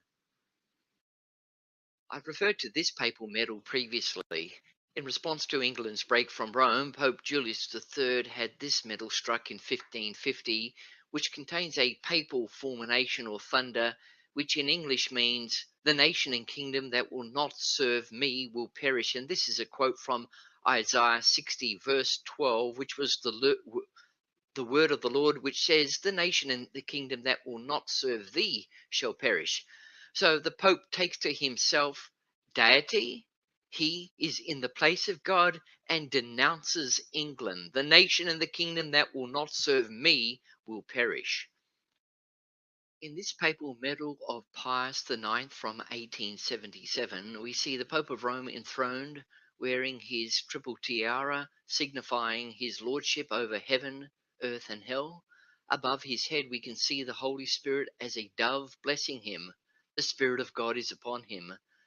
Around him, and of course somewhat below him, are five crowned kings, presumably crown kings of Europe, paying homage. The kings are shown kneeling, bowing, arms stretched out. Some have heads back in adoration of the pontiff, and the whole world wondered after him, as the prophecy says. Others have their heads bowed in servitude and humility. The medal is inscribed with a quote from Joel 2, verse 23, taken from the Latin Vulgate, and that verse means, be joyful in the Lord your God, because he hath given you a teacher of justice. And herein is the Pope of Rome proclaimed to be that teacher of justice. Here we see a papal medal of Pope Calixtus III from AD 1456, and it shows a cross upon a knoll, which is a small hill, and this is clearly intended to depict Calvary. Now we can see that behind the knoll and cross is the open sea, studded with sailing craft, and a mountain peering above the horizon, and this symbolizes the governments of the world. Now, the cross we can see is surmounted by the papal tiara with rays of glory upon it. And this is to be understood as the Pope being declared as Christ's substitute or vicar, the one who is in the place of Christ upon the earth. And this is exactly what Antichrist means, to be in the place of Christ.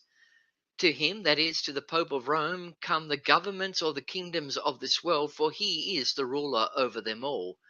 Clearly, we can see that Jesus had to endure all the sufferings at Calvary, while the Pope claims all the glory. Around the edge of the cross on the knoll and the papal tiara are the Latin words omnis regis servient a, which in English means all kings shall serve him. That is to say, all kings shall serve the Pope. In this book called Catherine of Siena, a biography by Anne Baldwin, There is a quote from Catherine of Siena, who was a lay member of the Dominican order who lived AD 1340 to 1380, and she is much celebrated in the Church of Rome. Now, she said this quote, "Even if he, being the Pope, even if he were an incarnate devil, we ought not to raise our hands against him, but calmly lie down to rest on his bosom." End quote. The author of this biography continues, "She wrote to the Florentines who were rebelling against Pope Gregory XI and said, quote, "He who rebels against our Father, Christ on earth, is condemned to death. For that which we do to him, we do to Christ in heaven. We honor Christ if we honor the Pope. We dishonor Christ if we dishonor the Pope. I tell you that God wills and has so commanded that even if the priests and the pastors of the church and Christ on earth were incarnate devils, it is seemly that we are obedient and subject to them, not for their sake, but for the sake of God, out of obedience to him, for he wills that we should act thus." End quote. In Grattan Guinness's book Romanism and the Reformation, we read of the Unam Sanctum of Boniface VIII in AD 1302, and it included the following quote, "All the faithful of Christ by necessity of salvation are subject to the Roman pontiff, who judges all men, but is judged of no one." Also, quote, "This authority is not human, but rather divine. Therefore we declare, assert, define, and pronounce that to be subject to the Roman pontiff is to every human creature altogether necessary for salvation." End quote. In this slide, we have a papal medal of Gregory XV, minted AD 1622, and this was struck to commemorate his award of heaven to 5 of the dead and their apotheosis. This word apotheosis refers to the glorification of a subject to divine level. So, as you can see, the Pope was held out to possess incredible power. Pope Gregory XV is shown with the tiara upon his head, signifying his lordship over heaven, earth, and hell, and he is seen sitting upon a throne with a book of judgment supported smack bang upon the head of a figure kneeling before him. Why he has to have it on the head of this man, I've got no idea. In this book, he is about to sign the decree of canonization. On the right of the Pope and above the group of attendants are clouds split apart, between which we can see a dove and rays of light descending towards the book, indicating divine approval. Around the edge, we can see the legend, which in English means, "He decrees celestial honors to 5 blessed ones." Amazing. And the 5 fortunate deceased that the Pope is allowing into heaven and raising them to the level of divinity are Teresa's of Avila, Francis Xavier, Ignatius Loyola, and that fellow was the founder of the Jesuits, which is an extremely treacherous branch of the Roman Catholic Church. Fourthly, Isidore the farmer, and fifthly, Peter of Alcantara. Here we see a papal medal of Pope Alexander VII, minted AD 1655, and as the image of this medal is not clear, I have also included a detailed drawing of it from the Hore Apocalypticae. In this medal, we see the Pope of Rome creating God out of bread for the people to worship and then also to eat. Amazing. He creates a God and then they eat him. And this whole process is known as the abomination of transubstantiation. The Pope of Rome is on his chair of state, being borne on clerical shoulders. He is shown kneeling before his bread God, known as the Eucharist, which he holds up to public gaze while it is mounted on a stand held in his hands. Above him is a canopy decorated with crosses, keys, and tiaras, and on either side of the chair of state are priests bearing wide expanded fans of peacock feathers mounted on staves so as to flank the Pope from his shoulders upwards. The eyes seen on the fans signify the innumerable eyes of the cherubim, so that the Pope as the god of Rome is shown to be dwelling between the cherubim, which is, of course, that place the Bible tells us that God dwells. Around about is a crowd of worshippers who are crying out the Latin phrase around the edge of this medal, which in English means, "We fall prostrate and adore in spirit and in truth." Here we see a papal medal of Pope Clement VII, minted AD 1525, and it was struck to commemorate his opening of heaven at the Jubilee. Wonderful. On the right hand is a doorway that has been walled up. Access has been barred, but standing before the wall is the Pope, tiara on top, with a pickaxe, and he is hard at work demolishing the wall, which is shown to be a third open at this point, and the debris from his hard work is shown piling up at the foot of the door. Above him in the air and sitting upon a cloud with a large key in his hand is Saint Peter before the gate of heaven, which is obscured by cloud in proportion to the opening in the gate below. The relation between the two gates is shown by a parallelogram of rays from Peter's opening to the Pope's. Behind the perspiring Pope are 5 waiting figures upon their knees, representing the multitude who have friends in purgatory. They are watching for the entire demolition of the wall as the sign that Peter will have finished his job above. And with his door in heaven then being wide open, their suffering friends will pass through it out of an imagined purgatory into paradise. The implication of this is that if the Pope below had not opened the door below, Peter's door above would never have been opened at all. The Latin words around the edge of this medal mean in English, "And the gates of heaven are opened," and it is the Pope who is shown as the opener of those gates. It's so clear from the historical record and from their own mouths that this little horn, this little papal kingdom, had a mouth speaking great things and blasphemies, and that is fulfilled in this papal Antichrist system. It is so obvious, it's quite remarkable that this is not generally known by Christian people and by their teachers and supposed prophecy experts. This is the end of Revelation chapter 13, part 3.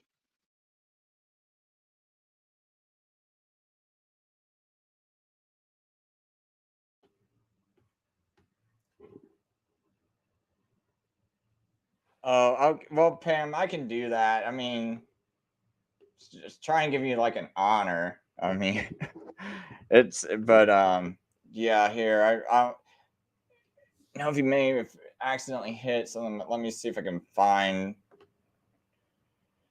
Someone asked me to remove them. I'll remove them as a moderator. But also,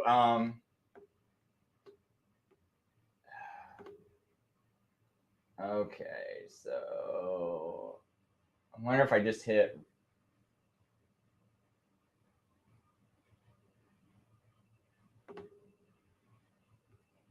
Okay, so you're no longer a standard moderator. So sorry about whatever happened, Pam. Hopefully, if someone thinks you're remove their comments, it might not have been Pam. It could have been someone else. I could just go remove everybody's wrenches, but if anyone thinks they're really having a problem, I'll remove like everyone's wrenches. I just give people wrenches mainly, so I don't want no one to really act as a moderator on my channel. I basically just give people wrenches, so if they want to post like links to their channel, videos, documents, whatever that they can post. I wish YouTube had a way of allowing me to give everyone that ability. Maybe I'll try to look to see if there's some way of doing that. Allow because YouTube does look like they added new settings, so I might try to look into it and see if like people who come to my channel often enough if they want to post links. But one thing, Pam, while I'm thinking about you, she's got a really good channel. where she reads books, a lot of old uh, books and everything. But anyway, so sorry about anyone's comment who got removed. If she removed it, it might have been by accident too. But anyway, Pamela has a channel where she reads like a lot of books, and to my knowledge, just kind of like hold the historicist view and things like that, and reads it from historicists and other people. Um, but one thing is, I'd like to have Pam on sometime, because I think her story that she's been posting recently, I don't know if she cares. Well, I mean, she's posted openly, so I imagine she doesn't care if I talk about it. But I think that story about being cured from cancer is pretty amazing, because it's like, who would go through what you went through if the doctors and you didn't really think you had cancer, only to find out it's not there, right? I mean, to me, that's maybe even more of a testimony that cures are possible through God, because it doesn't look like you were doing anything special, to my knowledge.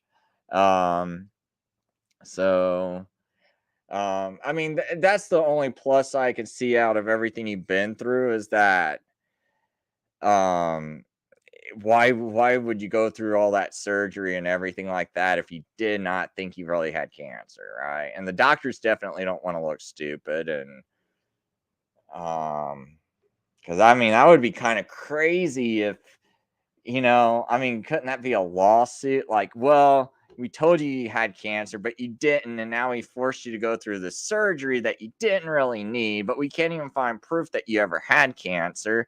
So to me, it's like the doctors, I don't think they would jeopardize a lawsuit if they didn't think it really existed. I don't think you would put yourself through this. You're not the type of person just to put yourself through everything you put yourself through, just because you want to prove something.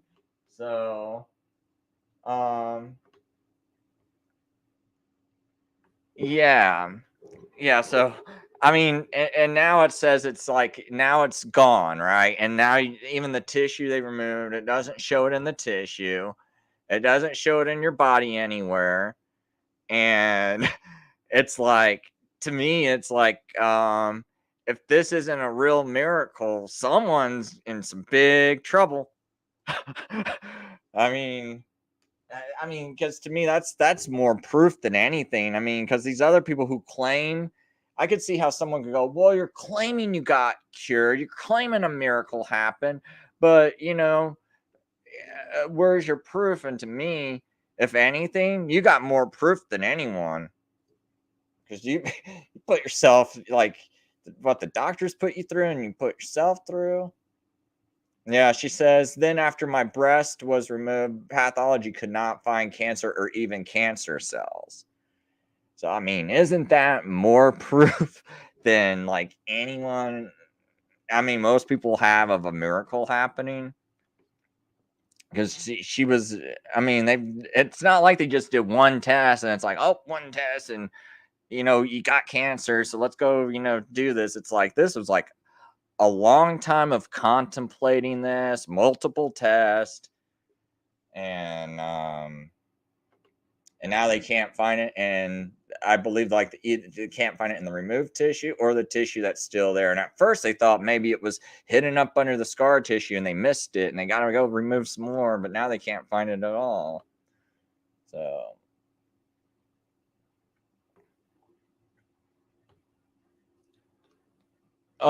I can post her channel. Hold on, I'll find it real quick and post it so people can know what the channel is. They don't have to go look for it.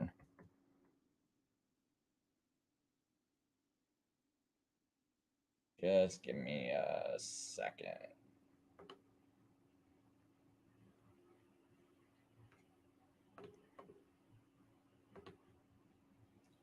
So here we go. And I think I'm going to be closing this, but I'm going to have, I did want to bring that up because I felt like that was really interesting. And she's got, like, if you read her community posts, she posts things in her community. I think she made one video about it, and she's got a lot of more detail in her community posts. And it's something I had been following for a while. I mean, I think she's been it seems like she's at least been talking about, like, her cancer for like a year, on and off, and would bring it up. And um so it's not like, it's not like it's made up. It's something she's been dealing with. Um, so I'll go ahead and read her last comment. She says, "It's a miracle I cannot explain it another way. I do not know why I had to lose my breast, but the doctors are speechless." Okay, and she's been talking about it since October of like last year. Um, so yeah, I just recently had a relative die from breast cancer. She was only like 38 years old. It was my wife's sister. And I speculate that it might have been the jab that helped do her in. But and her cancer got so bad so fast. It's like she went from looking like she was gonna like save it and survive it. She goes and gets that injection that was made mandatory if you want if you want a doctor to deal with you. And so she kind of felt she was a Democrat, but she was still felt pressed into getting it. And like, not all Democrats. Some people are like, well, Trump's pushing a lie. That whole thing. Trump's because these were Trump's lockdowns and everything. And this is why I saw it coming, because of all this stuff I brought up in my video. I think the Vatican is I think the Pope is the image of the beast. And when I watch about who controls the whole entire world, it's like, well, who was pushing all this? Well, all these guys that are getting nominated, to these medical positions are all Roman Catholic. In fact, one of them, what's his name? He was guilty of Robert Redfield. That he's the director of the CDC, and he had a past history of medical misconduct while he was in the military. And then Trump picks him of all the people, and he gets to be the CDC director, and he's Roman Catholic. And then you got William Barr, another Roman Catholic, head of the Attorney General, who let the Clintons um, out of prosecution for what they were doing in Mena, trafficking drugs in and out of Mena, Arkansas, through the plane refurbishing site. So they'd fly planes in here, say they're getting refurbished, and then fly them back out with weapons, right, back into to the Contras in Nicaragua, right? And Ronald Reagan and George Bush were all part of this. They were all in this thing. I think it started up under Ronald Reagan, and Bush became part of it, and then Clinton's the governor of Arkansas, so it was happening in Mena, Arkansas, in Clinton's backyard. And he says, "Well, I plan on investigating this when I get back, and this is a federal thing that the Bushes are doing." And then the Bushes and everyone, and on the Republican side, they're saying, "Oh, Clinton's the one that's flying the drugs in and out." But if you think about it, they both had to be involved, because one's the governor of the place, knowing that there's rumors of it flying in and out. And as a governor, you can act on it and investigate the federal government. And then it's like, and then federally, they're like, well, no, he's the governor of it, and he's the one who needs to be investigated. And William Barr said, well, since I'm the attorney general right now, I'm not going to investigate either, because it's too close to an election, and I don't want to interfere in an election. So he used that as an excuse to not look into either of them. But they both should have been investigated, and they both should have went to jail. And this is how your deep state gets created. So when Trump's saying I'm fighting it, and then he goes and he's bowing to the and he keeps saying all this stuff about Catholics, and we got to fight anti-Catholic bigotry and all this other nonsense, and then he's not doing nothing but nominating Catholics. And it's like, well, it seems like there's anti-Protestant bigotry, considering we don't have a single Protestant on the Supreme Court. No Protestant gets nominated to any kind of meaningful government position.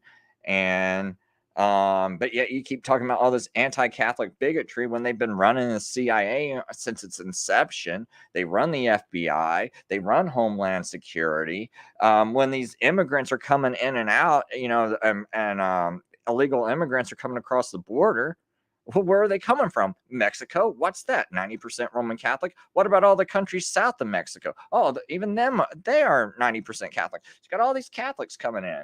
And then you got, what is it? Like that Catholic extensions, which is sitting on the border. And it works with the churches that are right on the border of Mexico and America. And here you got them coming in and out through the Catholic Church. And it's like, but there's so much Catholic bigotry, and yet all these illegal immigrants are mainly coming from the South, mainly coming from Catholic countries into America.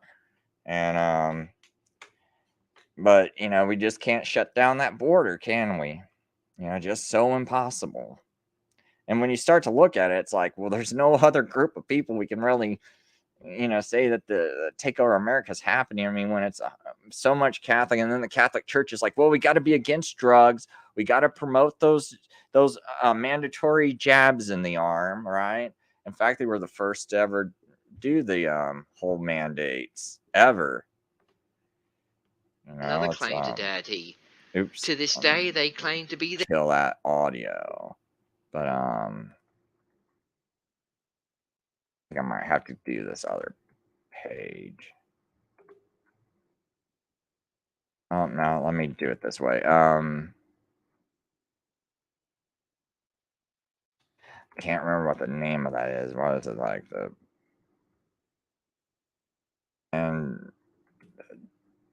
And Tory vaccines, Catholic Church, 200. Oh, that's what I need to know. That keyword, 200 years. I'll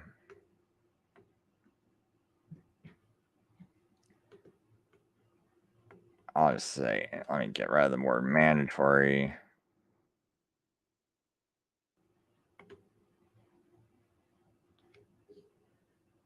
Let's see, we can see that, I mean, Union of Catholic Asian News, and this was on several Catholic websites, articles very similar to this. Papal vaccine campaigns offered punishments 200 years ago.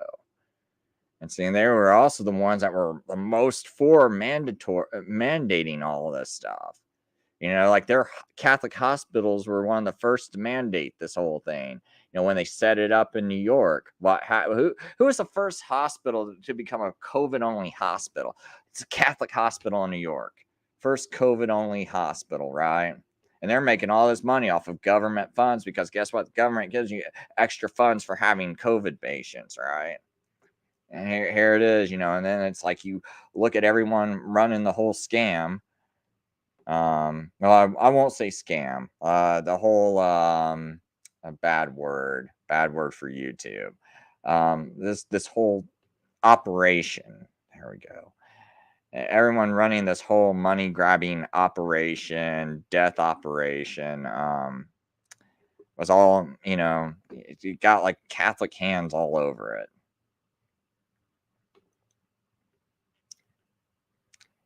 And just a piece of this article says Pope set up committees to oversee vaccination campaign and tied the licensing of physicians to their willingness to vaccinate patients, the report said. But 2 years later, Pope Leo XII, who succeeded Pope Pius in 1823, removed the vaccination obligation, and his efforts drew the praise of one of Rome's most famous poets. But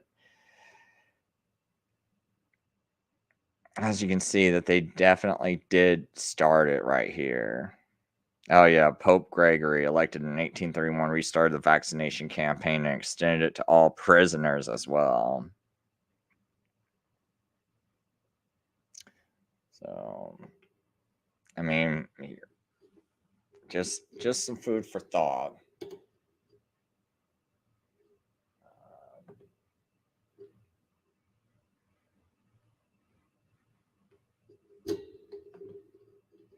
I don't know if I can. I gotta start doing some more Catholic bashing because we know Trump. They got it planned for him to to run in 2024. That's been the plan since they accidentally lost the election, so-called, which I think Trump was in on his own. How do I phrase this? Rigging.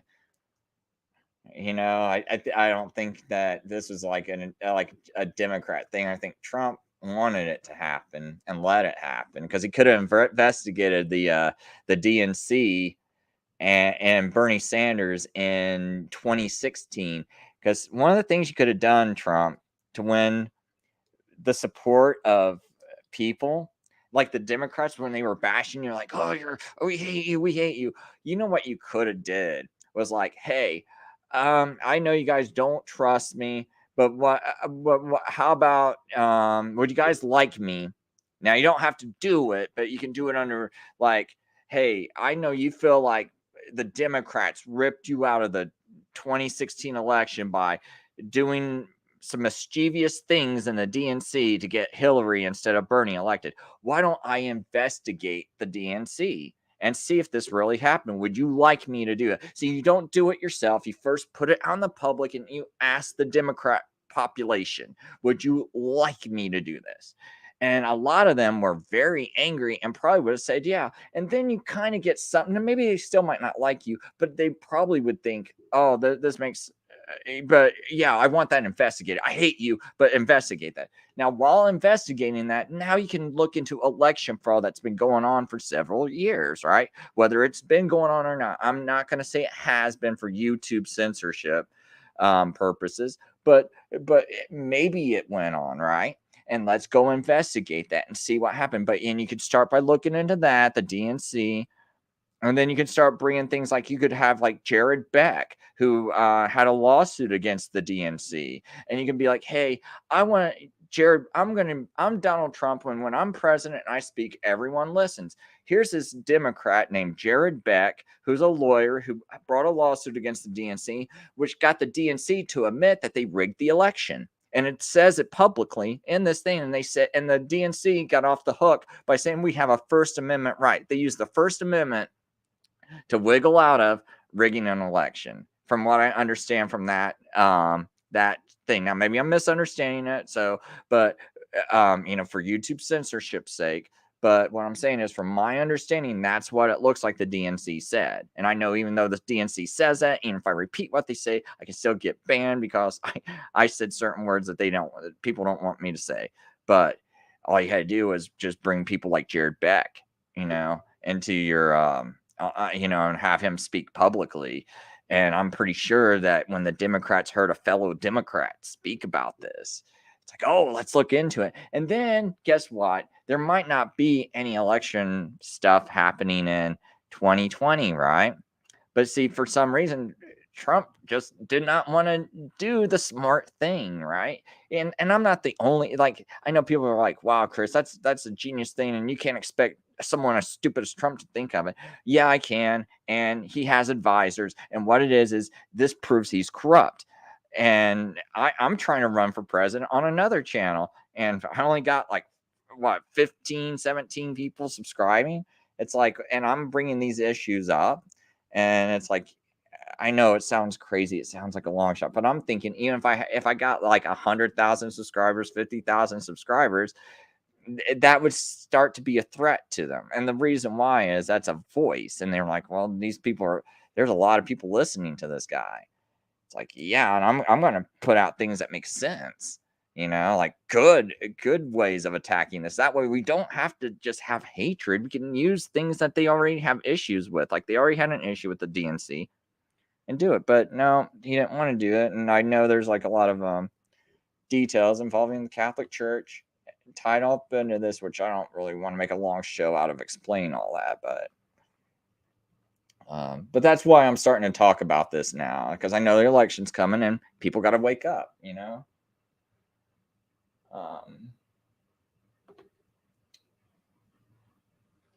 Yeah, so I'm with Crazy Joe.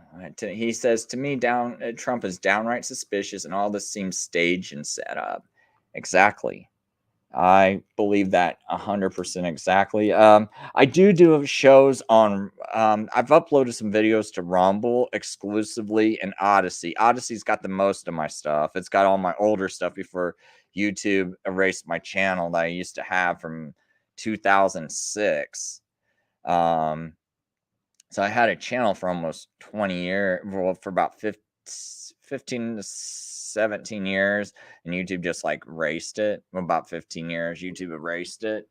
It's got all my old stuff, but and that's on Odyssey. That's got a lot of my backup videos. It didn't save all of them, but it's got a lot of it. But I go in much more detail about things Trump did that look suspicious, like signing vaccine modernation legislation just right in like December of 2019, I think. So it's really weird, you sign all this legislation and then suddenly something new appears on the scene, and then you got to use all the stuff that you just signed into being. Pretty odd. And then 2017, you had all these Jews and other people that were begging Trump, hey, don't let New York and all these other places force mandatory vaccines on us.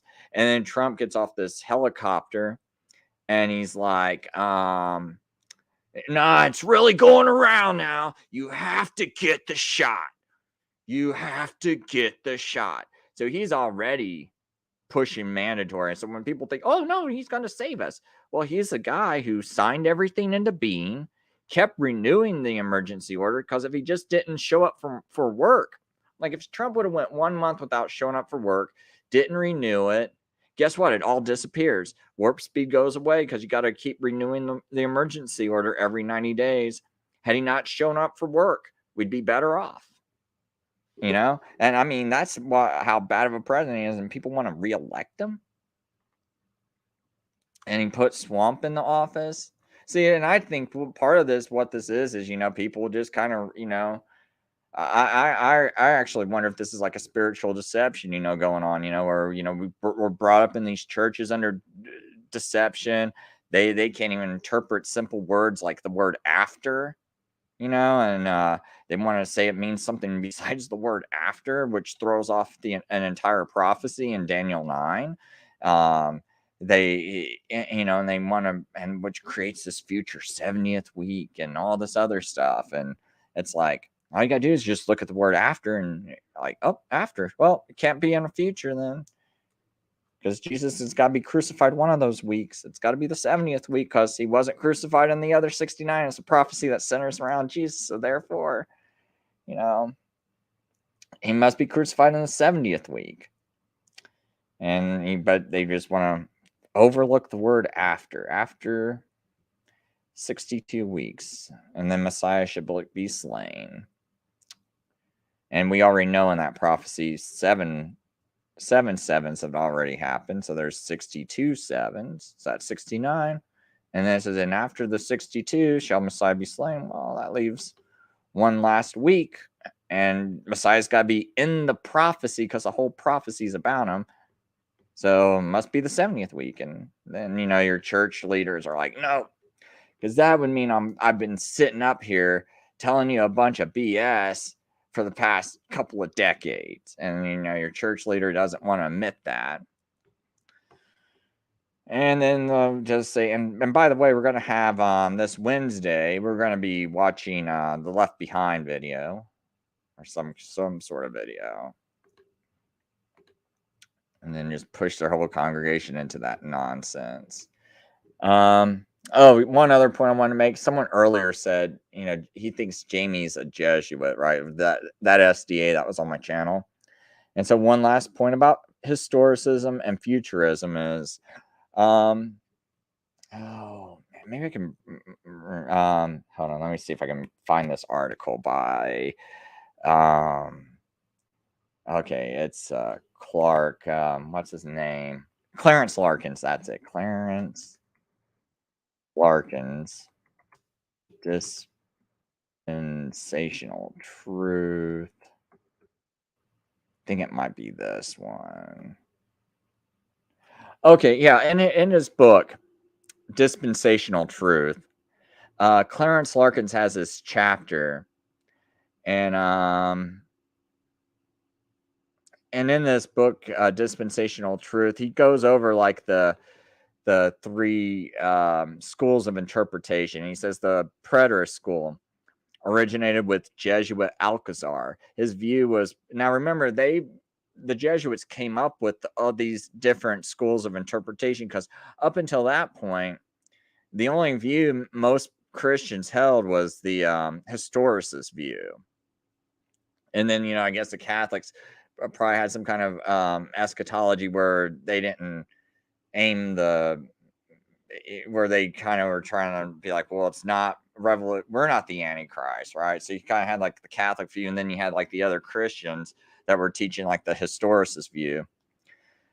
And it says the Preterist school originated with Jesuit Alcazar. His view was first put forth as a complete scheme in his work on the Apocalypse, published in AD 1614. It limits the scope of the apocalypse to the event of the Apostle John's life, and affirms that the whole prophecy was fulfilled in the destruction of Jerusalem by Titus and the subsequent fall of the persecuting Roman Empire, thus making Emperor Nero the Antichrist. The purpose, now this is the key part of what Clarence Larkins says. Now remember, Clarence Larkins is a futurist. He says the purpose of the scheme was transparent, and it was to relieve the papal church from the stigma of being called the harlot church, and the pope from being called the Antichrist.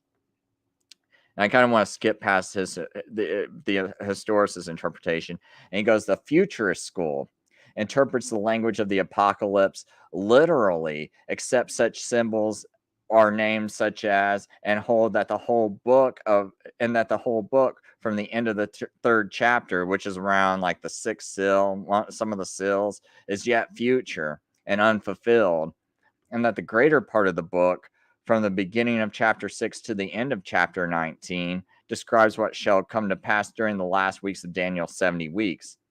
In its present form, it may be said to have originated at the end of the 16th century with the Jesuit Ribera, who, actuated by the same motive as the Jesuit Alcazar, sought to rid the papacy of the stigma being called Antichrist, and also referred to the prophecies of the apocalypse to the distant future. This view was accepted by the Roman Catholic Church and was for a long time confined to it, but strange to say, it has wonderfully revived since the beginning of the 19th century among Protestants. The futurist interpretation of Scripture is the one employed in this book. So he even admits it came from Jesuit Ribera. It was to rid the papacy of the stigma being called Antichrist. And he says the futurist interpretation of Scripture is the one employed in his book. So he admits where this futurism comes from. Now, the main reason why the Seventh Day Adventist Church doesn't like to be called futurist, even though most of what they teach would fall into that. It's kind of like it's like this hybrid of pseudo false historicism tied in with like the idealist method of interpretation, and then like the future school all mixed together. It's not well, I guess it's more like preterism, futurism, and idealism all mixed together, because they really don't interpret the Bible in the way that, Thomas Newton, Henry Granton Guinness, E.B. Eliot, um, St. Jerome, Hippolytus, any of them interpreted it, to my knowledge, right? So, but so you can see how they say that it's to rid the papacy of the stigma being called Antichrist. But when the Seventh Day Adventists teach that America is the beast of Revelation, what's it suddenly doing? See, as opposed to the historicists who said the earth beast of Revelation is the papacy, they put the focus on the papacy. But when you start to say it's America, and then all of a sudden the focus is more on America, not so much on the papacy. And I know they keep saying, we always talk about the Jesuits, but you also make it seem like there's no stopping them. It's prophecy. They're going to be the ones who take over America. And so you don't, and I believe like you don't really like push people to do anything productive as far as like let's restrain this, it's like, I mean, because I believe when this stuff when the really bad stuff happens, it's going to be because of people like the Adventists saying, "Oh, don't get involved in government. Just let the papacy take control. It's the beast, so let it take control. It's going to take control because our prophet Ellen White said it's going to happen, so it's going to happen because she's a prophet and we believe her 100%.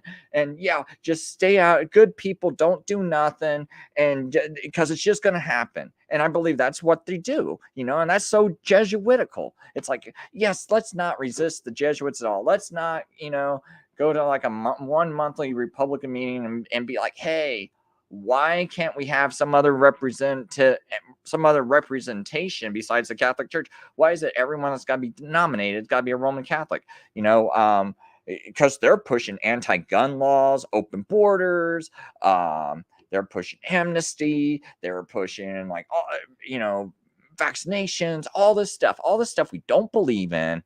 And they're pushing it. And that's what the Democrats are pushing. We want something different. So why are we going to take and elect someone or nominate someone that believes in the same thing of the Democrat Party? Right. And it's like, so if you think about it, like you get more active and involved and push these people back, maybe this stuff doesn't happen. And maybe this stuff happens anyway. But I wonder, if God paves a way for people that, like if something does come down, like let's say, oh, there's a one world system, it winds up happening, in a decade or so, or sooner or later. And let's say it does happen. But maybe the people who tried to do something, maybe God, uh, you know, maybe things aren't as bad for them as what it could have been, or maybe there's some means of escape, right? um but I just believe that, not to do anything, just accept it as like just a defeatist attitude and just let them take over, and let I'm just going to send Johnny to school, and let him be taught by drag queens and everything about, sex and all this other stuff, and let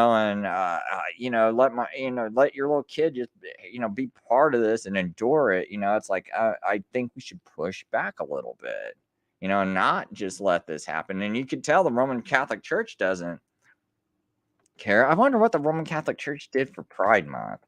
Pride Month, Catholic, Pride Month, and Pope. Just out of curiosity, I'm just typing this into a random search thing, and so, and this is just the first thing that came up. During Pride Month, the Roman Catholic Church is reminded to treat LGBTQ people with respect, compassion, and sensitivity. Pope Francis has taught the importance of closeness, compassion, and tenderness. The church has shown welcome to the LGBTQ community while avoiding changes to its doctrine. So, oh, AI generated. I thought that was real. I clicked it a little too soon. But is that really out of the scope of things?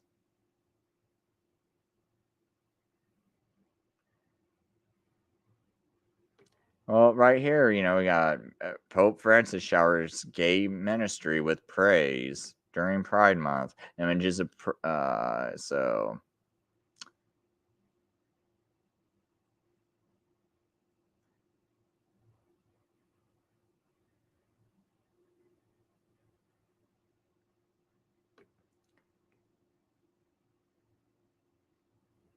So I wonder what this says. Just kind of a random article.